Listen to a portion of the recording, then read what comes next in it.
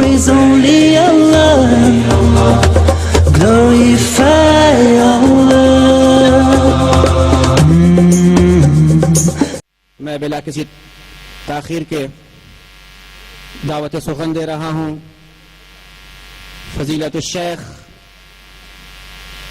محمد اشفاق سلفی ندنی حفظہ اللہ کو. آپ جامعہ اسلامیہ مدینہ منورہ سے فقہ میں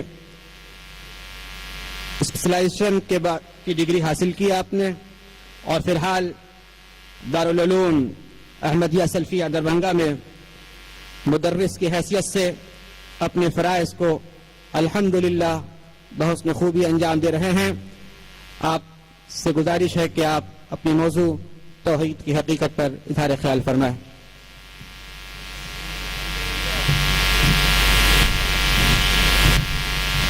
إن الحمد لله نحمده ونستعينه ونستغفره ونعوذ بالله من شرور أنفسنا ومن سيئات أعمالنا، من يهده الله فلا مضل له ومن يضلل فلا هادي له، وأشهد أن لا إله إلا الله وحده لا شريك له، وأشهد أن محمدا عبده ورسوله صلى الله عليه وعلى آله وصحبه وسلم تسليما كثيرا. أما بعد فإن خير الحديث كتاب الله، وخير الهدي هدي محمد صلى الله عليه وسلم، وشر الأمور محدثاتها، وكل محدثة بدعة، وكل بدعة ضلالة، وكل ضلالة في النار. أعوذ بالله من الشيطان الرجيم. يا أيها الناس اعبدوا ربكم الذي خلقكم والذين من قبلكم لعلكم تتقون، الذي جعل لكم الأرض فراشا والسماء بناء وأنزل من السماء ماء فأخرج به من الثمرات رزقا لكم فلا تجعلوا لله أندادا وأنتم تعلمون. وقال المصطفى صلى الله عليه وسلم في حديث عتبان بن مالك الأنصاري رضي الله عنه: إن الله سبحانه وتعالى حرم على النار من قال لا إله إلا الله يبتغي بذلك وجه الله. رواه الشيخان. محترم حاضرین، بزرگان دین، اکابرین ملت، میرے نوجوان ساتھیوں، پردہ نشی اسلامی بہنوں، اسلامک انٹرنیشنل فاؤنڈیشن کے زیر اہتمام منعقد ہونے والی اسلامی کانفرنس کے اندر یہ میری پہلی شرکت ہے، اور اس پہلی شرکت میں میرے لیے فاؤنڈیشن کے ذمہ داروں نے یا اس کانفرنس کے آرگنائزرز نے جو عنوان سلیکٹ کیا ہے، جو ٹاپک سلیکٹ کیا ہے، جس کا اظہار اناؤنسر صاحب کے ذریعے کیا گیا، توحید کی حقیقت، یہ عنوان بھی اول درجے کا اہم عنوان ہے. پورا اسلام اور تمام انبیائی دعوت اسی عقیدہ توحید پر موقوف ہے، اسی پر بیسڈ ہے. جب تک عقیدہ توحید پختہ اور درست نہ ہو، یا درست اور پختہ نہ ہو، اس وقت تک کسی کا کوئی بھی عمل بارگاہ رب العزت میں درجہ قبولیت کو حاصل نہیں کر سکتا، اور نہ ہی اس کی نجات کسی بھی حال میں ممکن ہے. اس لیے اصلاح عقیدہ، سب سے بنیادی ضرورت ہے، اور یہی وجہ ہے کہ انبیاء کرام نے، انبیاء و رسول علیہ الصلوۃ والسلام نے اپنی دعوت کا آغاز یا قوم اعبدوا اللہ ما لکم من الہ غیرہ سے کیا۔ تمام انبیاء نے جو پہلی آواز لگائی وہ یہی تھی کہ میری قوم کے لوگوں، اعبدوا اللہ ما لکم من الہ غیرہ، اللہ سبحانہ و تعالیٰ کی بندگی کرو، تمہارا اس کے سوا کوئی معبود نہیں۔ یہ سورہ اعراف آیت نمبر 59 ہے۔ حضرت نوح علیہ السلام، حضرت ہود علیہ السلام، حضرت صالح علیہ السلام، حضرت لوط علیہ السلام، حضرت شعیب علیہ السلام، نبیوں کا ذکر کر کے اللہ سبحانہ تعالیٰ نے ان کی دعوت پیش کی ہے کہ بنیادی دعوت ان کی کیا تھی۔ لہذا ایک مسلمان کے لیے سب سے پہلی چیز، سب سے ضروری چیز یہ ہے کہ وہ اپنے عقیدے کی اصلاح کرے، عقیدہ توحید کی اصلاح کرے، عقیدہ توحید کو درست کرے، جبھی اس کا کوئی عمل اللہ رب العالمین کے نزدیک قبول یا مقبول ہوگا۔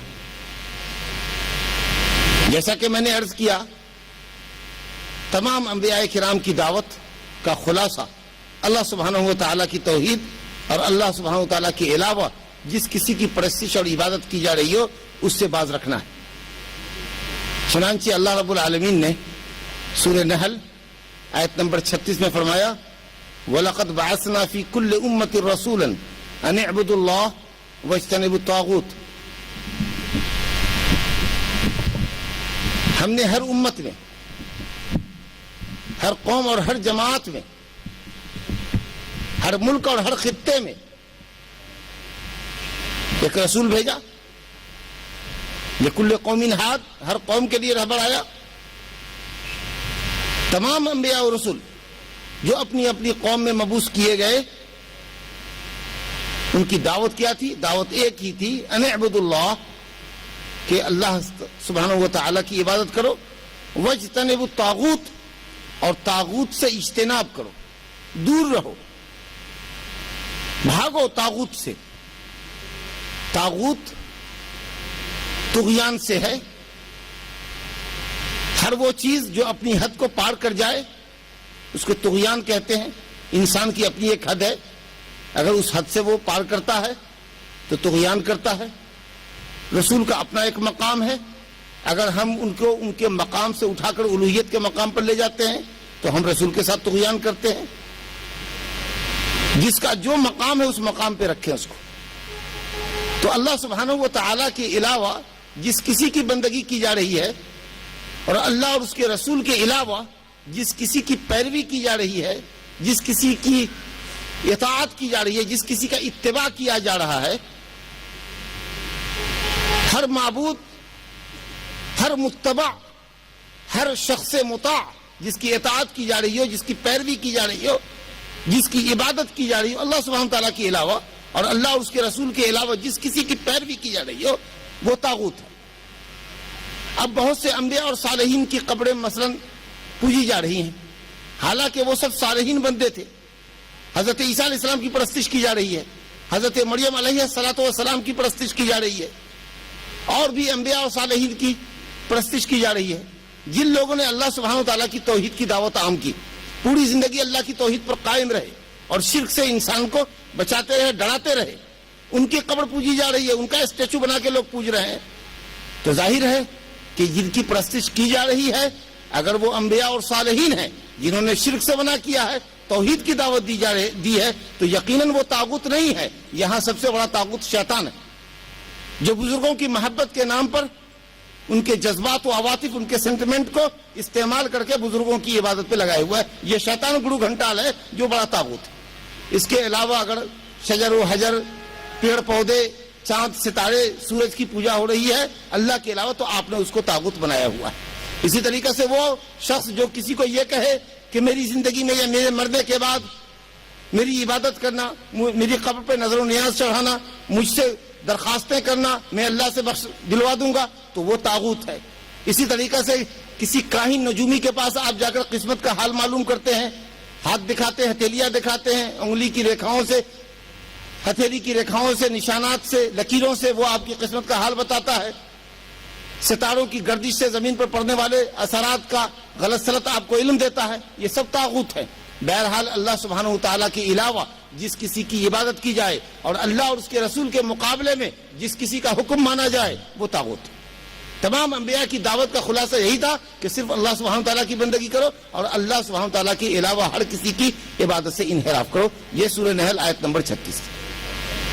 اللہ سبحانہ وتعالیٰ سورہ انبیاء آیت نمبر 25 میں فرماتا ہے وَمَا أَرْسَلْنَا مِن قَبْلِكَ مِن رَسُولٍ إِلَّا نُوحِي إِلَيْهِ أَنَّهُ لَا إِلَهَ إِلَّا أَنَا فَاعْبُدُونِ.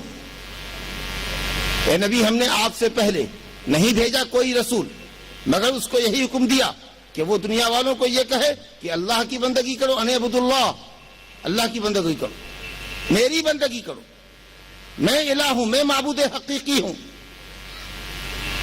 وما ارسلنا من قبلك من رسول الا نوحي اليه انه لا اله الا انا، میرے سوا کوئی معبود نہیں. یہ اللہ سبحانہ وتعالیٰ نے تمام نبیوں کے ذریعے کہلوایا لا الہ الا انا فاعبدون، اے فاعبدونی، صرف میری بندگی کرو. اسی مضمون کو اللہ رب العالمین نے سورہ زخرف آیت نمبر 43 میں فرمایا وَاسْأَلْ مَنْ أَرْسَلْنَا مِنْ قَبْلِكَ مِنْ رُسُلِنَا أَجَعَلْنَا مِنْ دُونِ الرَّحْمَنِ آلِهَةً يُعْبَدُونَ. اے نبی ہم نے آپ سے پہلے جتنے رسول بھیجے ہیں آپ ان سے پوچھ لیجئے، آپ ان سے پوچھئے، ان رسولوں سے پوچھئے کہ کیا ہم نے رحمان یعنی اللہ سبحانہ و تعالیٰ کے علاوہ کسی اور کو بھی پوجنے اور عبادت کرنے کی اجازت دی تھی؟ اجعلنا من دون الرحمن آلہۃ، کیا ہم نے رحمان کے علاوہ بھی معبودان مقرر کیے تھے جن کی پرستش کی جائے؟ پوچھئے انبیاء کرام سے. اب آپ کہیں گے کہ نبی صلی اللہ علیہ وسلم نے تو انبیاء کو دیکھا نہیں، تو کیسے پوچھیں گے انبیاء سے؟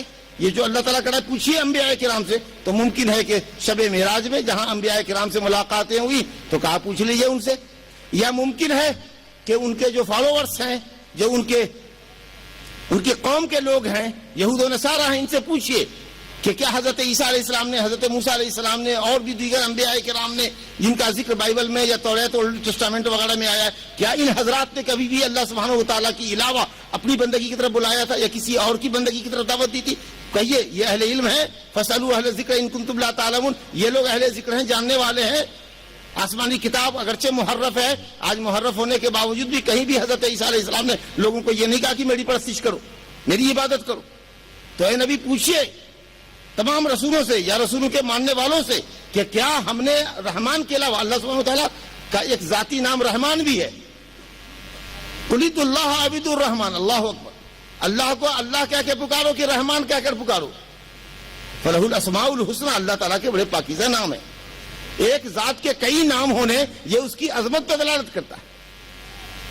تو بہرحال اللہ نے فرمایا کہ پوچھئے ان رسولوں سے، یا رسول کے ماننے والے مراد ہیں، اتباع الرسول سے پوچھئے، رسول کے پیروکاروں سے پوچھئے کہ کیا ہم نے رحمان یعنی اللہ سبحانہ وتعالیٰ فرماتا ہے کہ کیا ہم نے اپنی ذات گرامی کے علاوہ دوسرے معبودان مقرر کیے تھے جن کی پرستش کا ان کو مکلف کیا گیا تھا؟ یعنی بالکل نہیں، ایسا کبھی نہیں ہوا، دنیا کی تاریخ میں نہیں ہوا. حضرت آدم علیہ السلام سے لے کر محمد صلی اللہ علیہ وسلم کی ذات گرامی تک جتنے انبیاء اور رسول آئے سب کی دعوت ایک ہی تھی کہ صرف اللہ سبحانہ وتعالیٰ لائق بندگی اور قابل عبادت ہے.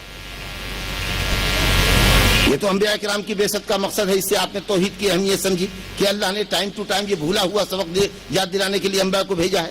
ہماری اور آپ کی پیدائش کی غرض و غایت کیا ہے؟ اللہ تعالیٰ کی مخلوقات میں اہم مخلوق جس کو ثقلین کہا جاتا ہے، بھاری بھرکم مخلوق انسان اور جن، اللہ سبحانہ وتعالیٰ نے پیدائش کی غرض بتائی ہے. سورہ ذاریات آیت نمبر 56 مشہور آیت ہے وَمَا خَلَقْتُ الْجِنَّ وَالْإِنسَ إِلَّا لِيَعْبُدُونَ. میں نے انسان اور جنات کو نہیں پیدا کیا لیکن صرف اپنی عبادت کے لیے. اِلَّا لِيَعْبُدُونَ اے اِلَّا لِيُوَحِّدُونَ، صرف وہ مجھ کو عبادت میں اکیلا سمجھے، صرف میری عبادت کر دے کہ صرف مجھ کو عبادت میں اکیلا سمجھے اور عبادت کو صرف میرے لیے ہی روا رکھیں، میرے علاوہ کے لیے اس کو حرام سمجھے، شرک سمجھے.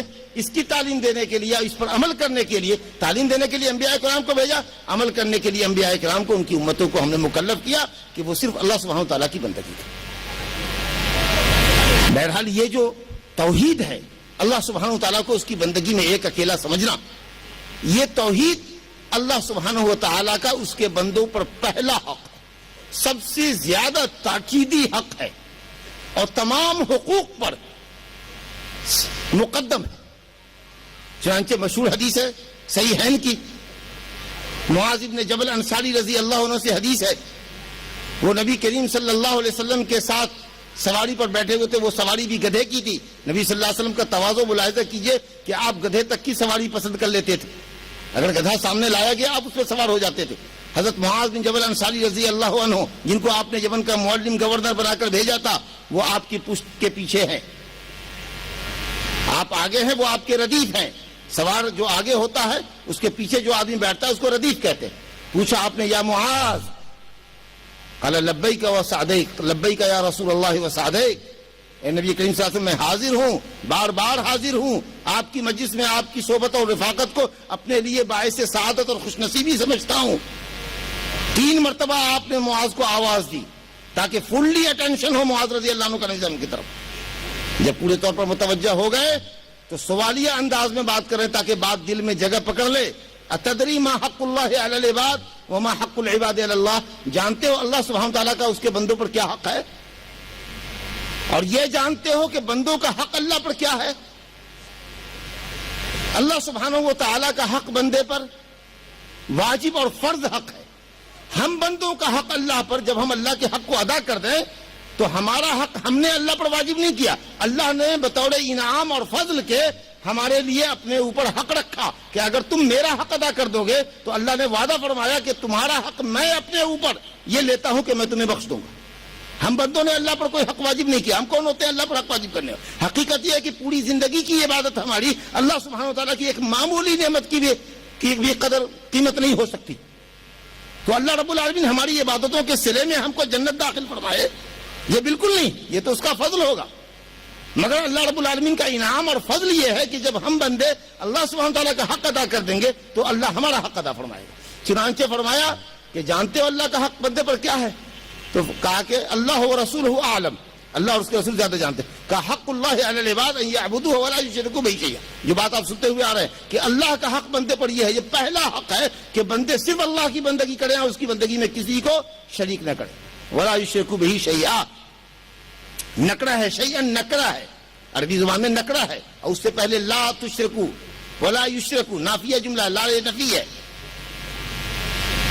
تو نفی کے بعد جب آتا ہے نکرہ تو عموم کا فائدہ تھا، کسی کی بھی شراکت اللہ کی بندے، نہ کسی نبی کی نہ کسی ولی کی، چھ جائے کہ شجر و حجر، شمس و قمر اور دوسری مخلوقات، انبیاء اور اولیاء اور فرشتے جب اللہ رب العالمین کی بندگی میں شریک نہیں ہیں اور نہ انہیں بندگی کا کوئی حصہ ان کے لیے جائز ہے تو دوسروں کی تو کوئی بات ہی نہیں کی جا سکتی۔ تو کہا گیا کہ اللہ کا حق یہ ہے کہ بندے صرف اللہ کی بندگی کرے، اس کی بندگی میں کسی کو شریک نہ کرے۔ تو جب آپ اللہ رب العالمین کے اس حق کو ادا کر دیں گے، یعنی بندگی کو اللہ سبحانہ تعالیٰ کے لیے خالص کریں گے، تو رب تعالیٰ نے اپنے اوپر آپ کا حق یہ لگایا ہے، یہ رکھا ہے کہ اللہ یعذب من لا یشرک بہ شیئا، ایسے بندے کو وہ عذاب نہ دے جس نے اللہ سبحانہ تعالیٰ کے ساتھ کسی کو شریک نہیں کیا، اس کو عذاب نہ دے۔ یعنی اگر توحید کے اس نے پورے تقاضے، مکمل تقاضے پورے کیے ہیں، شرک سے، شرک کی تمام قسموں سے باز رہا ہے، شرک جلی، شرک خفی، شرک اکبر، شرک اصغر، تمام قسموں سے باز رہا ہے، اور اس کے بعد عملی تقاضے بھی اس نے پورے کیے ہیں، جو واجبات و فرائض ہیں وہ بھی کیے ہیں، حرام کاموں سے اجتناب اس نے کیا ہے، تو اللہ رب العالمین ایسے موحد بندوں کو جس نے ایمان اور عمل کے تقاضے پورے کیے ہیں بالکل ہی عذاب نہیں دے گا، انشاءاللہ اس کو عذاب چھوئے گا بھی نہیں، جنت میں دخول اول ہوگا۔ لیکن اگر اللہ سبحانہ تعالیٰ کی توحید میں تو اس نے کسی کو شریک نہیں کیا، عملی کوتاہیوں کا شکار ہوا، کچھ واجبات و فرائض بھی ترک کیے، نماز کے علاوہ طبعا، کیونکہ نماز کا ترک کرنا کفر ہے، اور اسی طریقے سے کچھ واجبات، کچھ حرام کام اس نے کیے، سنگین کام کیے، اور بغیر توبہ کے مر گیا، شرک کے علاوہ گناہ کر کے بغیر توبہ کے مر گیا، تو ہو سکتا ہے کہ اللہ رب العالمین اس کو پنشمنٹ دے اور اس کو جہنم میں سزا دے، پھر توحید کی برکت سے اس کو جنت میں لے آئے، اور چاہے تو اللہ رب العالمین توحید کی برکت سے معاف کر دے، چلو تمہارے سارے گناہ معاف کرتا ہوں کیونکہ تم نے اپنی توحید کو پختہ کیا تھا، توحید میں بٹا نہیں لگایا تھا تم۔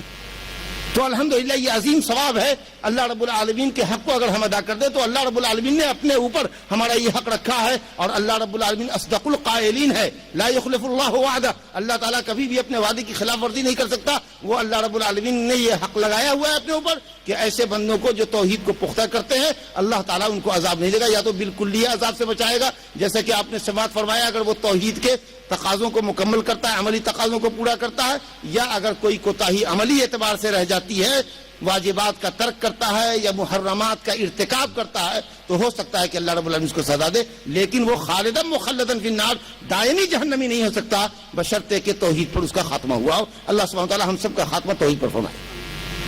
یہ اللہ رب العالمین کا پہلا حق ہے جس کا آپ نے ذکر حدیث معاذ کے اندر سماعت کیا۔ ٹھیک اسی حق کو آپ دیکھیے قرآن مجید کے مختلف مقامات پر، سورہ نساء آیت نمبر 36 میں اللہ رب العالمین نے 10 حقوق بیان کیے ہیں، جس کو آیت الحقوق العشرہ، 10 حقوق پر مشتمل آیت کہا جاتا ہے۔ اس میں بھی اللہ رب العالمین نے اس آیت کریمہ میں سورہ نساء 36 میں اللہ رب العالمین نے پہلا حق اپنا ہی بیان فرمایا، وَاعْبُدُوا اللَّهَ وَلَا تُشْرِكُوا بِهِ شَيْئًا وَبِالْوَالِدَيْنِ إِحْسَانًا إِلَىٰ آخِرِ الآیہ۔ پہلا حق اللہ سبحانہ وتعالیٰ کا کیوں نہ ہو کہ وہ ہمارا کریٹر ہے، وہ ہمارا خالق ہے، رازق ہے، اس نے ہم کو وجود بخشا ہے اور ماں باپ کے ذریعے وجود بخشا ہے، لیکن وجود بخشنے والا خالق سبحانہ تعالیٰ اللہ ہے۔ لہذا خالق سبحانہ تعالیٰ کا پہلا حق ہے کہ ہم اس کی خالص بندگی کریں۔ اس کے بعد مخلوق میں سب سے بڑا حق ہمارے والدین کا ہے۔ اسی اللہ رب العالمین نے اپنے حق کو بیان کرنے کے بعد جو خالص اللہ کا حق ہے توحید کے، اس کی بندگی میں اس کو اکیلا سمجھے، اس حق کے بیان کرنے کے بعد والدین کا حق بیان کیا، کیونکہ وہ رب اکبر ہے اور والدین رب اصغر ہیں، پالتے پوستے ہیں، کھلاتے پلاتے ہیں، تعلیم و تربیت سے آراستہ کرتے ہیں۔ وہ رب اکبر ہے، یہ رب اصغر ہے، اس لیے پہلے رب اکبر کا حق ادا کرو، اس کے بعد رب اصغر کا ذکر آیا ہے۔ اسی طریقے سے سورہ انعام آیت نمبر 151 سے لے کر 153 تک یہ 3 آیات ہیں جن کو آیات محکمات بھی کہا جاتا ہے، پختہ آیتیں، غیر منسوخ، اس کا ایک حکم بھی منسوخ نہیں ہے، نہایت ہی اعلیٰ تعلیمات پر مشتمل یہ آیات ہیں۔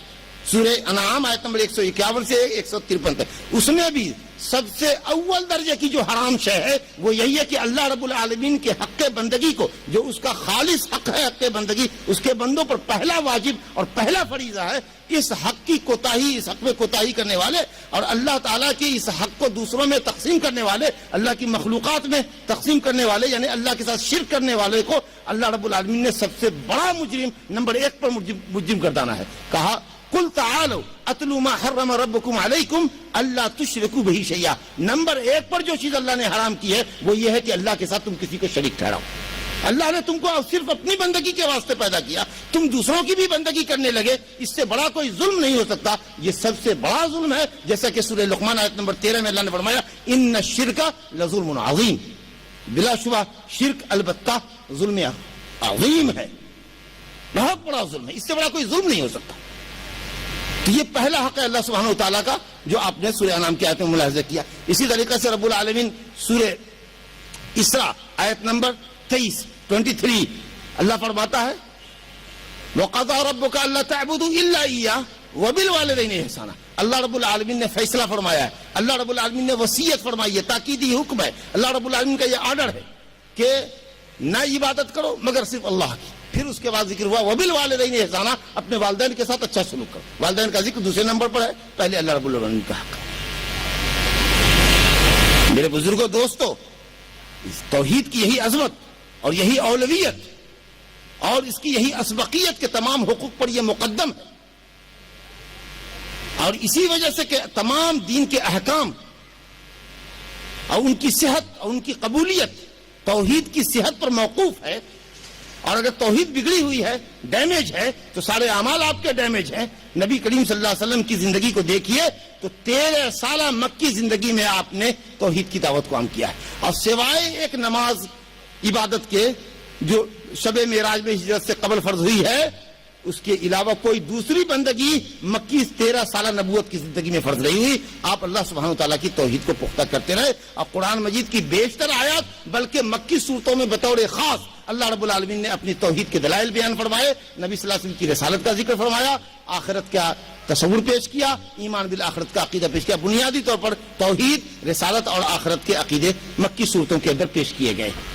یہ توحید جو اللہ رب العالمین کی خالص توحید کا نظریہ اور عقیدہ ہے، یہ ہر انسان کی فطرت میں اللہ نے ودیت فرمائی۔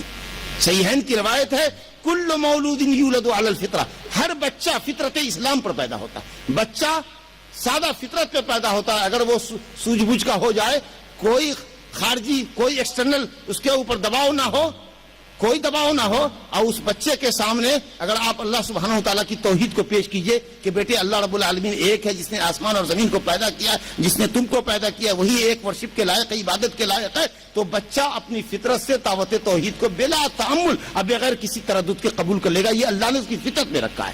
لیکن ناقص تربیت، گھر کا جو ماحول ہوتا ہے، جو گھر میں بگاڑ اور فساد ہوتا ہے، جی گھر میں جو شرکیہ کام ہوتے ہیں، معاشرہ میں جو شرک پھیلا ہوا ہوتا ہے، تو معاشرے سے متاثر ہو کر، گھر سے متاثر ہو کر، والدین کے سلوک سے متاثر ہو کر بچے یہودی بن جاتے ہیں، عیسائی بن جاتے ہیں، مجوسی بن جاتے ہیں، بت پوجنے لگتے ہیں یا اور رسم و رواج میں مبتلا ہو جاتے ہیں. گھر کے اندر پیدا ہوئے، ابھی مولانا نے بتایا ٹی وی دیکھا، جی غلط قسم کے اخبارات دیکھے، نیکڈ فوٹوز دیکھے، بچہ اسی ماحول میں پلتا ہے. چنانچہ آوارہ گردی بچپن سے ہی اس کے ذہن میں اور اس کے دل کے سادہ کاغذ کے اوپر، کوڑے کاغذ کے اوپر گویا کہ بے حیائی اور برائی سب کر دی جاتی ہے. ورنہ فطرت نیچرلی انسان اللہ سبحانہ تعالیٰ کی توحید پر پیدا کیا گیا ہے، لیکن والدین اور معاشرہ اس کو بگاڑ دیتا ہے اور صراط مستقیم سے ہٹا کر ضلالت اور انحراف اور گمراہی کے راستے پر لگاتا ہے. میرے بزرگوں، دوستو، آپ دنیا کی تاریخ اگر دیکھیں گے تو آپ سمجھیں گے، اور اس میں انشاءاللہ آپ کو اختلاف نہیں ہونا چاہیے کہ دنیا میں سب سے پہلا انسان، جو سب سے پہلا رسول بھی ہے، حضرت آدم علیہ السلام. اور جیسا کہ آپ نے سماعت کیا کہ اللہ سبحانہ تعالیٰ نے انسان کو پیدا ہی کیا ہے اپنی توحید کے لیے، اپنی خالص بندگی کے لیے، اور تمام انبیاء کی بعثت بھی اسی دعوت کو عام کرنے کے لیے ہوئی ہے. تو یقیناً دنیا میں حضرت آدم علیہ السلام کے ذریعے ایک اللہ سبحانہ تعالیٰ کی عبادت کا عقیدہ دنیا میں آیا، گویا توحید دنیا میں پہلے آئی. اس کے بعد لوگوں میں انحراف پیدا ہوا، توحید کے جادہ مستقیم سے، صراط مستقیم سے ہٹ کر شرک اور بدعتوں کی پگڈنڈیوں پہ لوگ چلنے لگے، شرک اور کفر کی راہوں پہ لگنے لگے. تو اللہ رب العالمین نے انبیاء کرام کو بھیجا. گویا شرک بعد میں دنیا میں آیا، پہلے سے توحید موجود ہے. الحمدللہ اس حقیقت کو اللہ رب العالمین نے سورہ بقرہ آیت نمبر 213 کے اندر اللہ نے فرمایا کان الناس امۃ واحدہ فبعث اللہ النبیین مبشرین ومنذرین وانزل معهم الکتاب بالحق لیحکم بین الناس فیما اختلفوا فیہ. تمام کے تمام لوگ، پوری دنیا انسانیت، کان الناس امۃ واحدہ، ایک جماعت تھی، ایک پیٹرن پر تھی، ایک منہج، ایک راستے پر تھی، اللہ سبحانہ تعالیٰ کی توحید پر تھی. پھر لوگوں میں اختلاف ہوا، لوگ مختلف ہو گئے، توحید کی جگہ شرک نے لے لی. تب اللہ رب العالمین نے لوگوں میں نبیوں اور رسولوں کا سلسلہ قائم کیا اور ان کے ساتھ کتاب حق اتاری. انبیاء کے ساتھ جو کتاب آئی وہ کتاب حق تھی، اللہ سبحانہ تعالیٰ کی توحید کے دلائل پر مشتمل تھی، رشد و ہدایت، نہایت عمدہ اخلاقی تعلیمات پر مشتمل تھی، ہر طرح کے شرک سے، ظلم سے، طغیان سے، تعدی سے، زیادتی سے روکنے والی کتاب تھی. کتاب حق اتاری تاکہ جن مسائل میں لوگ باہم مختلف ہیں، یہ کتاب لیحکم بین الناس فیصلہ کر دے، ججمنٹ کر دے. اس کے لیے اللہ تعالیٰ نے ان کے ساتھ کتاب اتاری، توحید کے دلائل پر مشتمل کتاب اتاری. اس آیت کی تفسیر میں علامہ ابن کثیر نے لکھا ہے حضرت عبداللہ بن عباس کے حوالے سے کہ حضرت آدم علیہ السلام سے لے کر 10 صدیوں تک 1000 ایئرز لوگ اللہ سبحانہ و تعالیٰ کی توحید پر رہے. سب سے پہلی قوم جس نے دھرتی پر، روئے زمین پر پہلی مرتبہ شرک کیا وہ قوم نوح تھی. حضرت نوح علیہ السلام 1000 سالوں کے بعد، 1000 سال کے بعد حضرت آدم کے دنیا میں تشریف لائے، کیونکہ ان کی قوم نے سب سے پہلے ایٹ فرسٹ شرک کیا. اور یہ شرک بھی کس راستے سے آیا؟ ابھی مولانا کہا نا کہ شیطان انسان کے جذبات سے، سینٹیمنٹ سے کھیلتا ہے.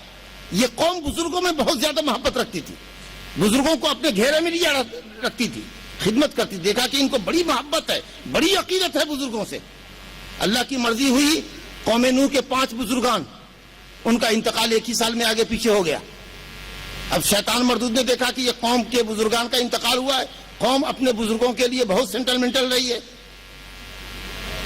بہت جذباتی رہی ہے، لہذا ان کو بزرگوں کی عقیدت کے نام پر آہستہ آہستہ کفر اور شرک کی راہ پہ لگایا. اللہ سبحانہ و تعالیٰ نے سورہ نوح کے اندر اس کا ذکر فرمایا ہے، آیت نمبر 23 سورہ نوح 29واں پارہ میں. قوم نے کہا حضرت نوح علیہ السلام کی دعوت کے جواب میں وہ حضرت نوح جنہوں نے 950 سال تک اللہ سبحانہ تعالیٰ کی توحید کی دعوت دی تھی، اور صرف انگلیوں پر گننے والے افراد مسلمان ہوئے، یعنی توحید پر آئے 950 سال، اور صرف چند نفوس مسلمان ہوئے تو موحد ہوئے۔ قوم نے یہ کہہ کر اپنے نبی کی دعوت سے استکبار کیا، انکار کیا، وَقَالُوا لَا تَذَرُنَّ آلِهَتَكُمْ، اپنے معبودوں کو یعنی بزرگوں کو جن کو معبود بنا رکھے ہو ان کو نہ چھوڑو۔ نوح علیہ السلام کے کہنے پر اپنے بزرگوں کو نہ چھوڑو، اپنے معبودوں کو نہ چھوڑو۔ وَلَا تَذَرُنَّ وَدًّا وَلَا سُوَاعًا وَلَا يَغُوثَ وَيَعُوقَ وَنَسْرًا، 5 نام، ان کو نہ چھوڑو۔ امام بخاری رحمۃ اللہ علیہ نے اپنی صحیح میں حضرت عبداللہ بن عباس سے نقل کیا ہے، مفسر قرآن جن کی قرآن فہمی کے لیے اللہ تعالیٰ کے نبی صلی اللہ علیہ وسلم نے دعا فرمائی، اللہم علمہ الکتاب، اللہ تعالیٰ قرآن مجید کا اس کو علم عطا فرما۔ نبی صلی اللہ علیہ وسلم کی دعا حضرت ابن عباس فرماتے ہیں، ہذہ اسماء رجال صالحین من قوم نوح فلما ہلکوا، جب ان کا انتقال ہوئی یہ سب قوم نوح کے صالحین ہیں، یہ 5 بزرگان ہیں، یہ کوئی پتھر کی بے جان مورتیاں نہیں ہیں۔ ہذہ اسماء رجال صالحین من قوم نوح فلما ہلکوا اوحى الشیطان الى قومهم ان انصبوا الى مجالسهم التي كانوا يجلسون انصابا وسموها بانفسهم ففعلوا فلم تعبد حتى تنسخ العلم فعبدت۔ یہ سب قوم کے بزرگان ہیں، جب ان کا انتقال ہوا تو قوم کو شیطان لعین نے، ابلیس نے بلایا، کہا یہ تمہارے قوم کے بزرگان دین ہیں، ایسا کیوں نہیں کرتے کہ ان کی قبروں پر بیٹھ جاتے، تھوڑا قبروں کی مجاوری کر لو، قبروں پر پلتھا مار کے بیٹھ جاؤ، جم کر بیٹھ جاؤ۔ کیوں؟ اس لیے کہ ان کی بات کو نہیں، اس لیے کہ بزرگان دین ہے، ان کو یاد کرو گے تو اللہ یاد آئے گا، ان کی بزرگی یاد آئے گی، اللہ رب العالمین کی عبادت کا جذبہ پیدا ہوگا، عبادت کا نشہ دو آتشہ ہوگا۔ اس لیے قبر پہ جم کے بیٹھ جاؤ۔ جب وہاں بھیڑ لگی، کہا جہاں جہاں ان کی مجلسیں جمتی تھی، جہاں جہاں یہ خطاب نصیحت واعظ فرمایا کرتے تھے، وہاں ان کے اسٹیچو نصب کر دو۔ بزرگوں کو دیکھو گے مختلف پارکوں میں، مختلف چوراہوں پر، تو بزرگان دین یاد آئیں گے تو اللہ تعالیٰ کی محبت کا جذبہ پیدا ہوگا۔ پھر وہاں بھی جب زیادہ جمگھٹا لگنے لگا، بھیڑ جمع ہونے لگی، کہا تو ان اسٹیچو کو اٹھا کر گھر لے جاؤ۔ وہیں اگر کسی برائی کا خیال آئے گا، کسی طاق میں، کسی کھڑکی پہ وہ بزرگ نظر آئیں گے تو تم کو اللہ کا خوف پیدا ہوگا۔ الحمدللہ دیکھیے محبت کے نام پر کس طریقے سے گمراہی ہو رہی ہے۔ شیطان کتنا بڑا گرو گھنٹال ہے، عقیدت اور محبت کے نام پر کیسے اس کو آہستہ آہستہ شرک کی راہ پہ لگا رہا ہے۔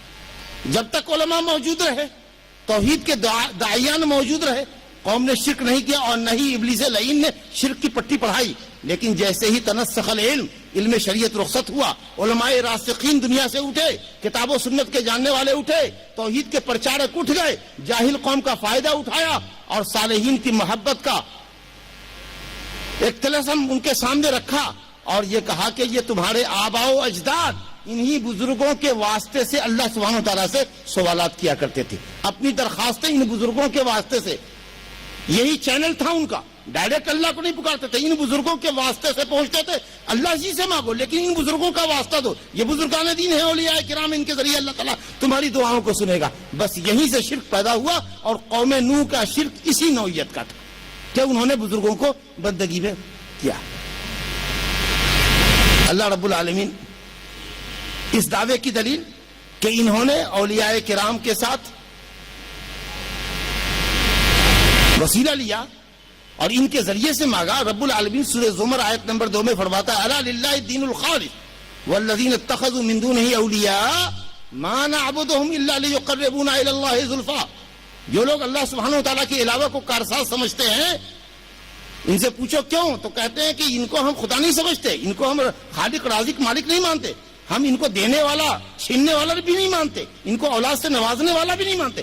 یہ اولیاء کرام ہے، بزرگان دین ہے، یہ اللہ رب العالمین سے ہم کو قریب کرنے والے ہیں، ہم ان کے ذریعے سے اللہ سے مانگتے ہیں۔ یہی تو ان کا جو اللہ فرماتا ہے کہ ان لوگوں نے جنہوں نے اللہ کے علاوہ کو کارساز بنایا ہوا ہے، وہ مانا، وہ کہتے ہیں ما نعبدہم، ہم نہیں عبادت کرتے ان کی، وہ عبادت جو اللہ کا حق ہے ہم بندوں پر، اور پہلا حق ہے وہ کہتے ہیں ہم جو کچھ عبادت کرتے ہیں، کچھ چڑھاوے جو چڑھاتے ہیں، یہ اس لیے نہیں کرتے کہ ہم ان کو خالق مالک رازق حاکم مدبر سمجھتے ہیں، بلکہ اس لیے چڑھاتے ہیں تاکہ یہ ہم کو اللہ رب العالمین سے قریب کر دیں، اور اللہ رب العالمین کے پاس ہماری درخواست کے لیے ریکمینڈ کرتے ہیں، اسی کے لیے ہم کرتے ہیں. پھر اللہ رب العالمین نے فرمایا ہے سورہ یونس آیت نمبر 18 کے اندر وَيَعْبُدُونَ مِن دُونِ اللَّهِ مَا لَا يَضُرُّهُمْ وَلَا يَنفَعُهُمْ وَيَقُولُونَ هَؤُلَاءِ شُفَعَاؤُنَا عِندَ اللَّهِ قُلْ أَتُنَبِّئُونَ اللَّهَ بِمَا لَا يَعْلَمُ فِي السَّمَاوَاتِ وَلَا فِي الْأَرْضِ سُبْحَانَهُ وَتَعَالَى عَمَّا يُشْرِكُونَ. یہ ایسوں کی پرستش کرتے ہیں، ایسوں کے پاس چڑھاوے لے جاتے ہیں، نظر و نیاز لے جاتے ہیں، جو نہ ان کے نفع کے مالک ہیں نہ ان سے تکلیفوں کو دور کر سکتے ہیں. پوچھو ایسا کیوں کرتے ہیں؟ تو کہیں گے هَؤُلَاءِ شُفَعَاؤُنَا عِندَ اللَّهِ. سورہ یونس آیت نمبر 18. یہ ہمارے سفارشی ہیں، یہ دینے والے نہیں ہیں، یہ صرف سفارشی ہیں. ہم ان سے صرف شفاعت کی امید رکھتے ہیں، اسی ان کو خوش کرنے کے لیے ایسا کچھ کرتے ہیں. اللہ کہتا ہے ہمیں تو نہیں معلوم کہ آسمان و زمین میں کوئی مائی کا لال ہے جو میرے پاس سفارش کر سکے. تمہیں کس نے بتایا کہ یہ بزرگان دین ہمارے پاس سفارشی ہے؟ اتنبئون اللہ بما لا یعلم فی. اللہ کو ایسی بات بتا رہے ہو جو اس کو وہ نہیں جانتا کہ آسمان اور زمین میں بھی کوئی ہے. اللہ اکبر سبحانہ و تعالی عما یشرکون. اللہ تعالیٰ ہر عیب و نقص سے پاک ہے کہ اس کا کوئی شریک ہو، اس کا کوئی ساجی ہو، اس کا کوئی ہمسر ہو، اس کا کوئی بڑا. تو یہ قوم نوح کے اندر یہ خرابی جو آئی بزرگوں دوستو، یہ صالحین کے ذریعے آئی، اور اسی وجہ سے اسلام نے غلو سے منع فرمایا. غلو سے منع فرمایا، اہل کتاب کو غلو سے منع فرمایا گیا. سورہ نساء آیت نمبر 171 میں اللہ نے فرمایا یا اہل الکتاب لا تغلو فی دینکم، دین میں غلو مت کرو. نبی کریم صلی اللہ علیہ وسلم نے فرمایا لا تطرونی کما اطرت النصارى، اے لوگوں میری تعریف میں مبالغہ نہ کرو جیسے کہ عیسائیوں نے عیسیٰ بن مریم کی تعریف میں غلو کیا. تو اتنا بڑھایا کہ ابن اللہ کہہ دیا، ثالث ثلاثہ کہہ دیا، اور آگے بڑھے تو کہا کہ ان اللہ هو المسیح ابن مریم، اللہ تو مسیح ابن مریم کی شکل میں ہی ہے. نعوذ باللہ من ذلک. تو یہ غلو کے نتیجے میں قوم کے اندر شرک پیدا ہوا. تو یہ نہایت خطرناک چیز ہے. اب انبیاء کرام نے کیسے اصلاح فرمائی قوم کی؟ تو جب آپ غور فرمائیے گا تو قوم بیسیکلی تمام نبیوں کی قوم اللہ سبحانہ و تعالیٰ کو خالق مالک رازق سمجھتی تھی. کسی دور میں سوائے دہریہ کے جو کہتے ہیں کہ زمانے میں ہم خود بخود پیدا ہو گئے، یوں ہی پیدا ہو گئے، یوں ہی ختم ہو جائیں گے، کائنات خود سے وجود میں آ گئی ہے، خود سے ختم ہو جائے گی، یا ایک کے بعد ایک کائنات آتی رہے گی، گویا کائنات کا چلانے والا کوئی نہیں ہے. ایسے لوگ جو گاڈ میں بلیو نہیں کرتے ہیں، جس کو آپ کہہ لیجئے کمیونسٹ، حالانکہ یہ بھی نظام فرسودہ ہے. اب شاید کوئی ہے کہ نہیں ایسا ماننے والا. جو بھی کمیونسٹ ہے وہ بھی مانتا ہے کہ کہیں نہ کہیں خدا ہے، کہیں نہ کہیں کوئی نیچر ہے، اب اس کو چاہے وہ جو نام دے. تو بہرحال یہ دہریہ جو کہتے ہیں کہ اللہ نہیں ہے، خالق نہیں ہے، صرف ایسے لوگ اگر کسی نام سے جانے جاتے ہوں آج کل تو نہیں کہہ سکتا میں، ان کا یہ عقیدہ تھا کہ صاحب وما یہلکنا الا الدہر، زمانہ ہم کو ہلاک کرتا ہے. وقالوا ما هي الا حیاتنا الدنیا نموت ونحیا وما یہلکنا الا الدہر. کہتے تھے کہ ہم ایسے ہی زندہ رہیں گے، ایسے ہی مر جائیں گے، ہم کو زمانہ ہی ہلاک کرے گا، ہمارا کوئی خالق نہیں ہے. سورہ جاسیہ آیت نمبر 24 میں اللہ تعالیٰ نے فرمایا کہ یہ صرف ظن ہے، تخمین ہے، اٹکل پچو ہے. بغیر خالق کے کوئی کائنات یا کوئی شے وجود میں نہیں آ سکتی. تو دہریہ کو چھوڑ کر دنیا کی تمام قومیں چاہے مشرک ہی کیوں نہ رہی ہو، اللہ سبحانہ و تعالیٰ کو چاہے گاڈ ہو، ایشور ہو، اس کو اپنا خالق رازق مالک سمجھتی رہی ہے. گویا اللہ سبحانہ و تعالیٰ کو رب سمجھتی رہی ہے. توحید کا بیان ہے، توحید کی حقیقت سمجھیے. ہمارے یہاں اس کو سمجھنے کے لیے تھوڑا سا آپ اپنا ساتھ دیجئے تو ہم آپ کو لائیں کہ علماء نے توحید کو، اللہ کی توحید کو 3 طریقے سے سمجھا. کہا کہ توحید کی 3 قسم کی.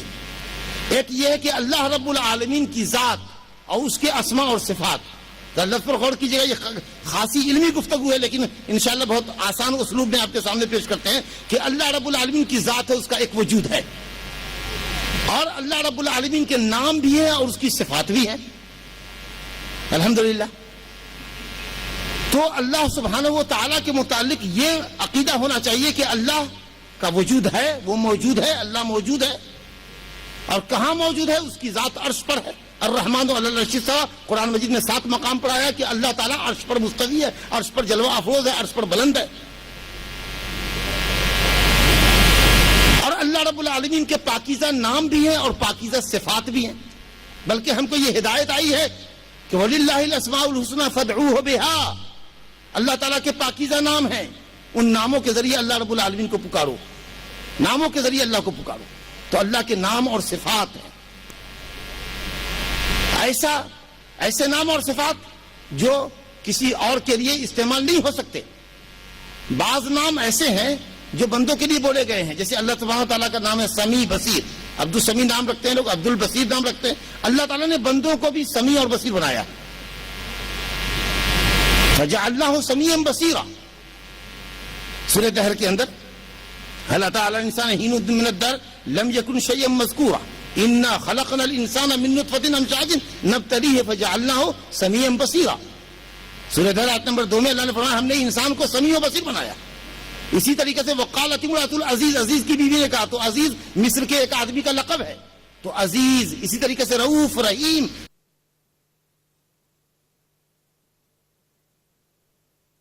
تم حریص علیکم بالمؤمنین رؤوف الرحیم, تو نبی صلی اللہ علیہ وسلم کے لیے بھی رؤوف رحیم استعمال ہوا. عزیز مصر کے لیے عزیز کا لفظ استعمال ہوا. ہم بندوں کے لیے سمیع بصیر کا لفظ استعمال ہوا. یہ سب بھی نام اللہ کے ہیں, لیکن مانوی اعتبار سے شراکت نہیں. لفظی شراکت ہے کہ سمیع ہم کو بھی بلایا جاتا ہے.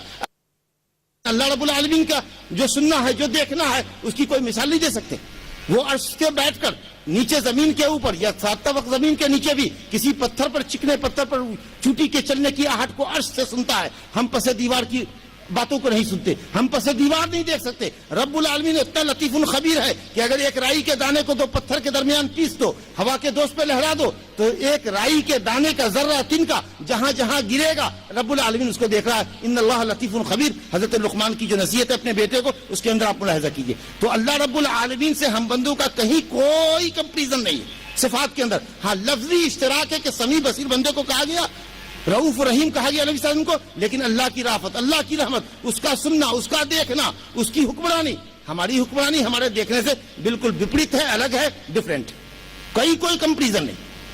تو یہ اللہ رب العالمین کے نام اور صفات ہیں, ان پر ہمارا ایمان ہونا چاہیے کہ اللہ تعالیٰ کی جتنے بھی نام ہیں جو قرآن مجید نے اس نے استعمال کیے ہیں, یا صحیح حدیثوں میں محمد صلی اللہ علیہ وسلم نے اللہ سبحانہ تعالیٰ کے لیے جو نام اور صفات کا استعمال کیا ہے, ان تمام ناموں اور صفتوں کو ہو بہو مانے, ان کے معنی کے اندر مین میخ نہ نکالے, اس کی تعویل نہ کرے. مثلا یہ کہ اللہ تعالیٰ کی ایک صفت ہے کہ اترتا ہے, تو ہم کہیں اللہ اترتا ہے, عرش سے اترتا ہے. کیسے اترتا ہے یہ نہیں, ہاؤ کا سوال نہیں کر سکتے آپ. کیسے اترتا ہے, کیسے چڑھتا ہے, کیسے ہنستا ہے, کیسے غصہ ہوتا ہے, یہ کیسے کا سوال ہو ہی نہیں سکتا. کیونکہ اگر کیسے بتا دیں گے تو پھر اللہ کی مشابہت ہو جائے گی مخلوق سے, تو پھر وہ واحد کہاں رہے گا, وہ ایک کہاں رہے گا, وہ اللہ کی توحید کہاں ثابت ہوگی. وہ تو اپنی ہر صفت میں یگانہ وہ یکتا ہے, اپنے ہر نام میں یگانہ وہ یکتا ہے. اس کی ذات جیسی کوئی ذات نہیں, تو اس کے نام اور صفات جیسے بھی کسی کا بھی نام نہیں.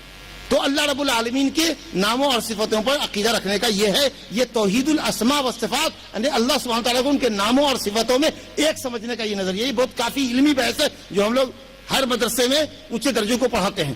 اب یہاں گمراہیاں کیسے آئی, کچھ لوگوں نے اللہ تعالیٰ کے صفات کو بندوں کے لیے بھی منطبق کر دیا. جی اب کچھ صوفیہ کا جو بہت حد تک, بہت دور تک چلے جاتے ہیں, جب گمراہی کے کگار پہ ہوتے ہیں تو کہتے ہیں کہ اللہ رب العالمین, ایک وقت ہوتا ہے کہ انسان اللہ تعالیٰ کی عبادت اور ذکر و اذکار کرنے کے بعد اس مقام پہ پہنچ جاتا ہے جہاں وہ اللہ رب العالمین میں ولین ہو جاتا ہے, اللہ تعالیٰ اس کے اندر ہو جاتا ہے, حلول کر جاتا ہے. اب اس کی آنکھیں اللہ کی آنکھ ہے, اس کے ہاتھ اللہ کے ہاتھ ہے, اس کے پاؤں اللہ کے پاؤں ہے. نعوذ باللہ اس طرح کا تصور کرتا ہے. ایک حدیث ہے کہ اللہ تعالیٰ کہتا ہے کہ بندو ہمیشہ فرض کی ادائیگی کرو اور نوافل بھی کثرت سے کرو, تو بندے صالحین کو اللہ تعالیٰ ایسی توفیق دیتا ہے کہ حدیث میں آیا ہے, صحیح بخاری کی حدیث ہے کہ اللہ کہتا ہے میں اس کی آنکھ ہو جاتا ہوں, میں اس کا ہاتھ ہو جاتا ہوں, میں اس کا پاؤں ہو جاتا ہوں. اس کا مطلب یہ کہ وہ اتنا نیک بندہ ہوتا ہے کہ آنکھ سے وہی دیکھتا ہے جو اللہ کو پسند ہے, کان سے وہی سنتا ہے جو اللہ کو پسند ہے, ہاتھ پاؤں سے وہی کام کرتا ہے جو اللہ کو پسند ہے. یہ مطلب ہے اس حدیث کا. آگے ہے کہ جب وہ مجھے پکارتا ہے تو میں اس کی پکار کو سنتا ہوں, جی میں اس کے قریب ہوتا ہوں. وہ کہتا نہیں وہ اللہ ہی ہو جاتا ہے, یہ جو بزرگ کا ہاتھ ہے یہ اس کا نہیں ہے بلکہ اللہ کا ہاتھ ہے. نعوذ باللہ من ذلک. تو اللہ رب العالمین کی صفات کو بندوں پر منطبق کر دیتا ہے. یہ اللہ رب العالمین عالم الغیب ہے, اس کی ایک صفت ہے, ہر جگہ حاضر و ناظر ہے. اگر آپ کسی اور انسان کے متعلق کسی نبی ایون پروفیٹ محمد صلی اللہ علیہ وسلم کے لیے اگر آپ کہتے ہیں کہ وہ غائب ہیں, وہ ہر جگہ حاضر اور ناظر ہیں, تو آپ نے اللہ رب العالمین کی صفت میں شریک کر دیا. یہ اللہ کی توحید نہیں ہوئی. تو اللہ رب العالمین کی توحید کا پہلا سبق یہ ہوا کہ اللہ تعالیٰ کی ذات پر, اس کے اسماء و صفات پر یقین رکھنا ہے, نہ کسی مخلوق کے اندر وہ صفات کو جائز رکھنا ہے, نہ کسی مخلوق کی صفات سے تشبیہ دینا ہے, اور نہ ہی معتزلہ اور جہمیہ جو مسلمانوں میں گمراہ فرقہ گزرا ہے, اس نے کہا کہ اللہ رب العالمین کی صفات کا ہی انکار کر ڈالو.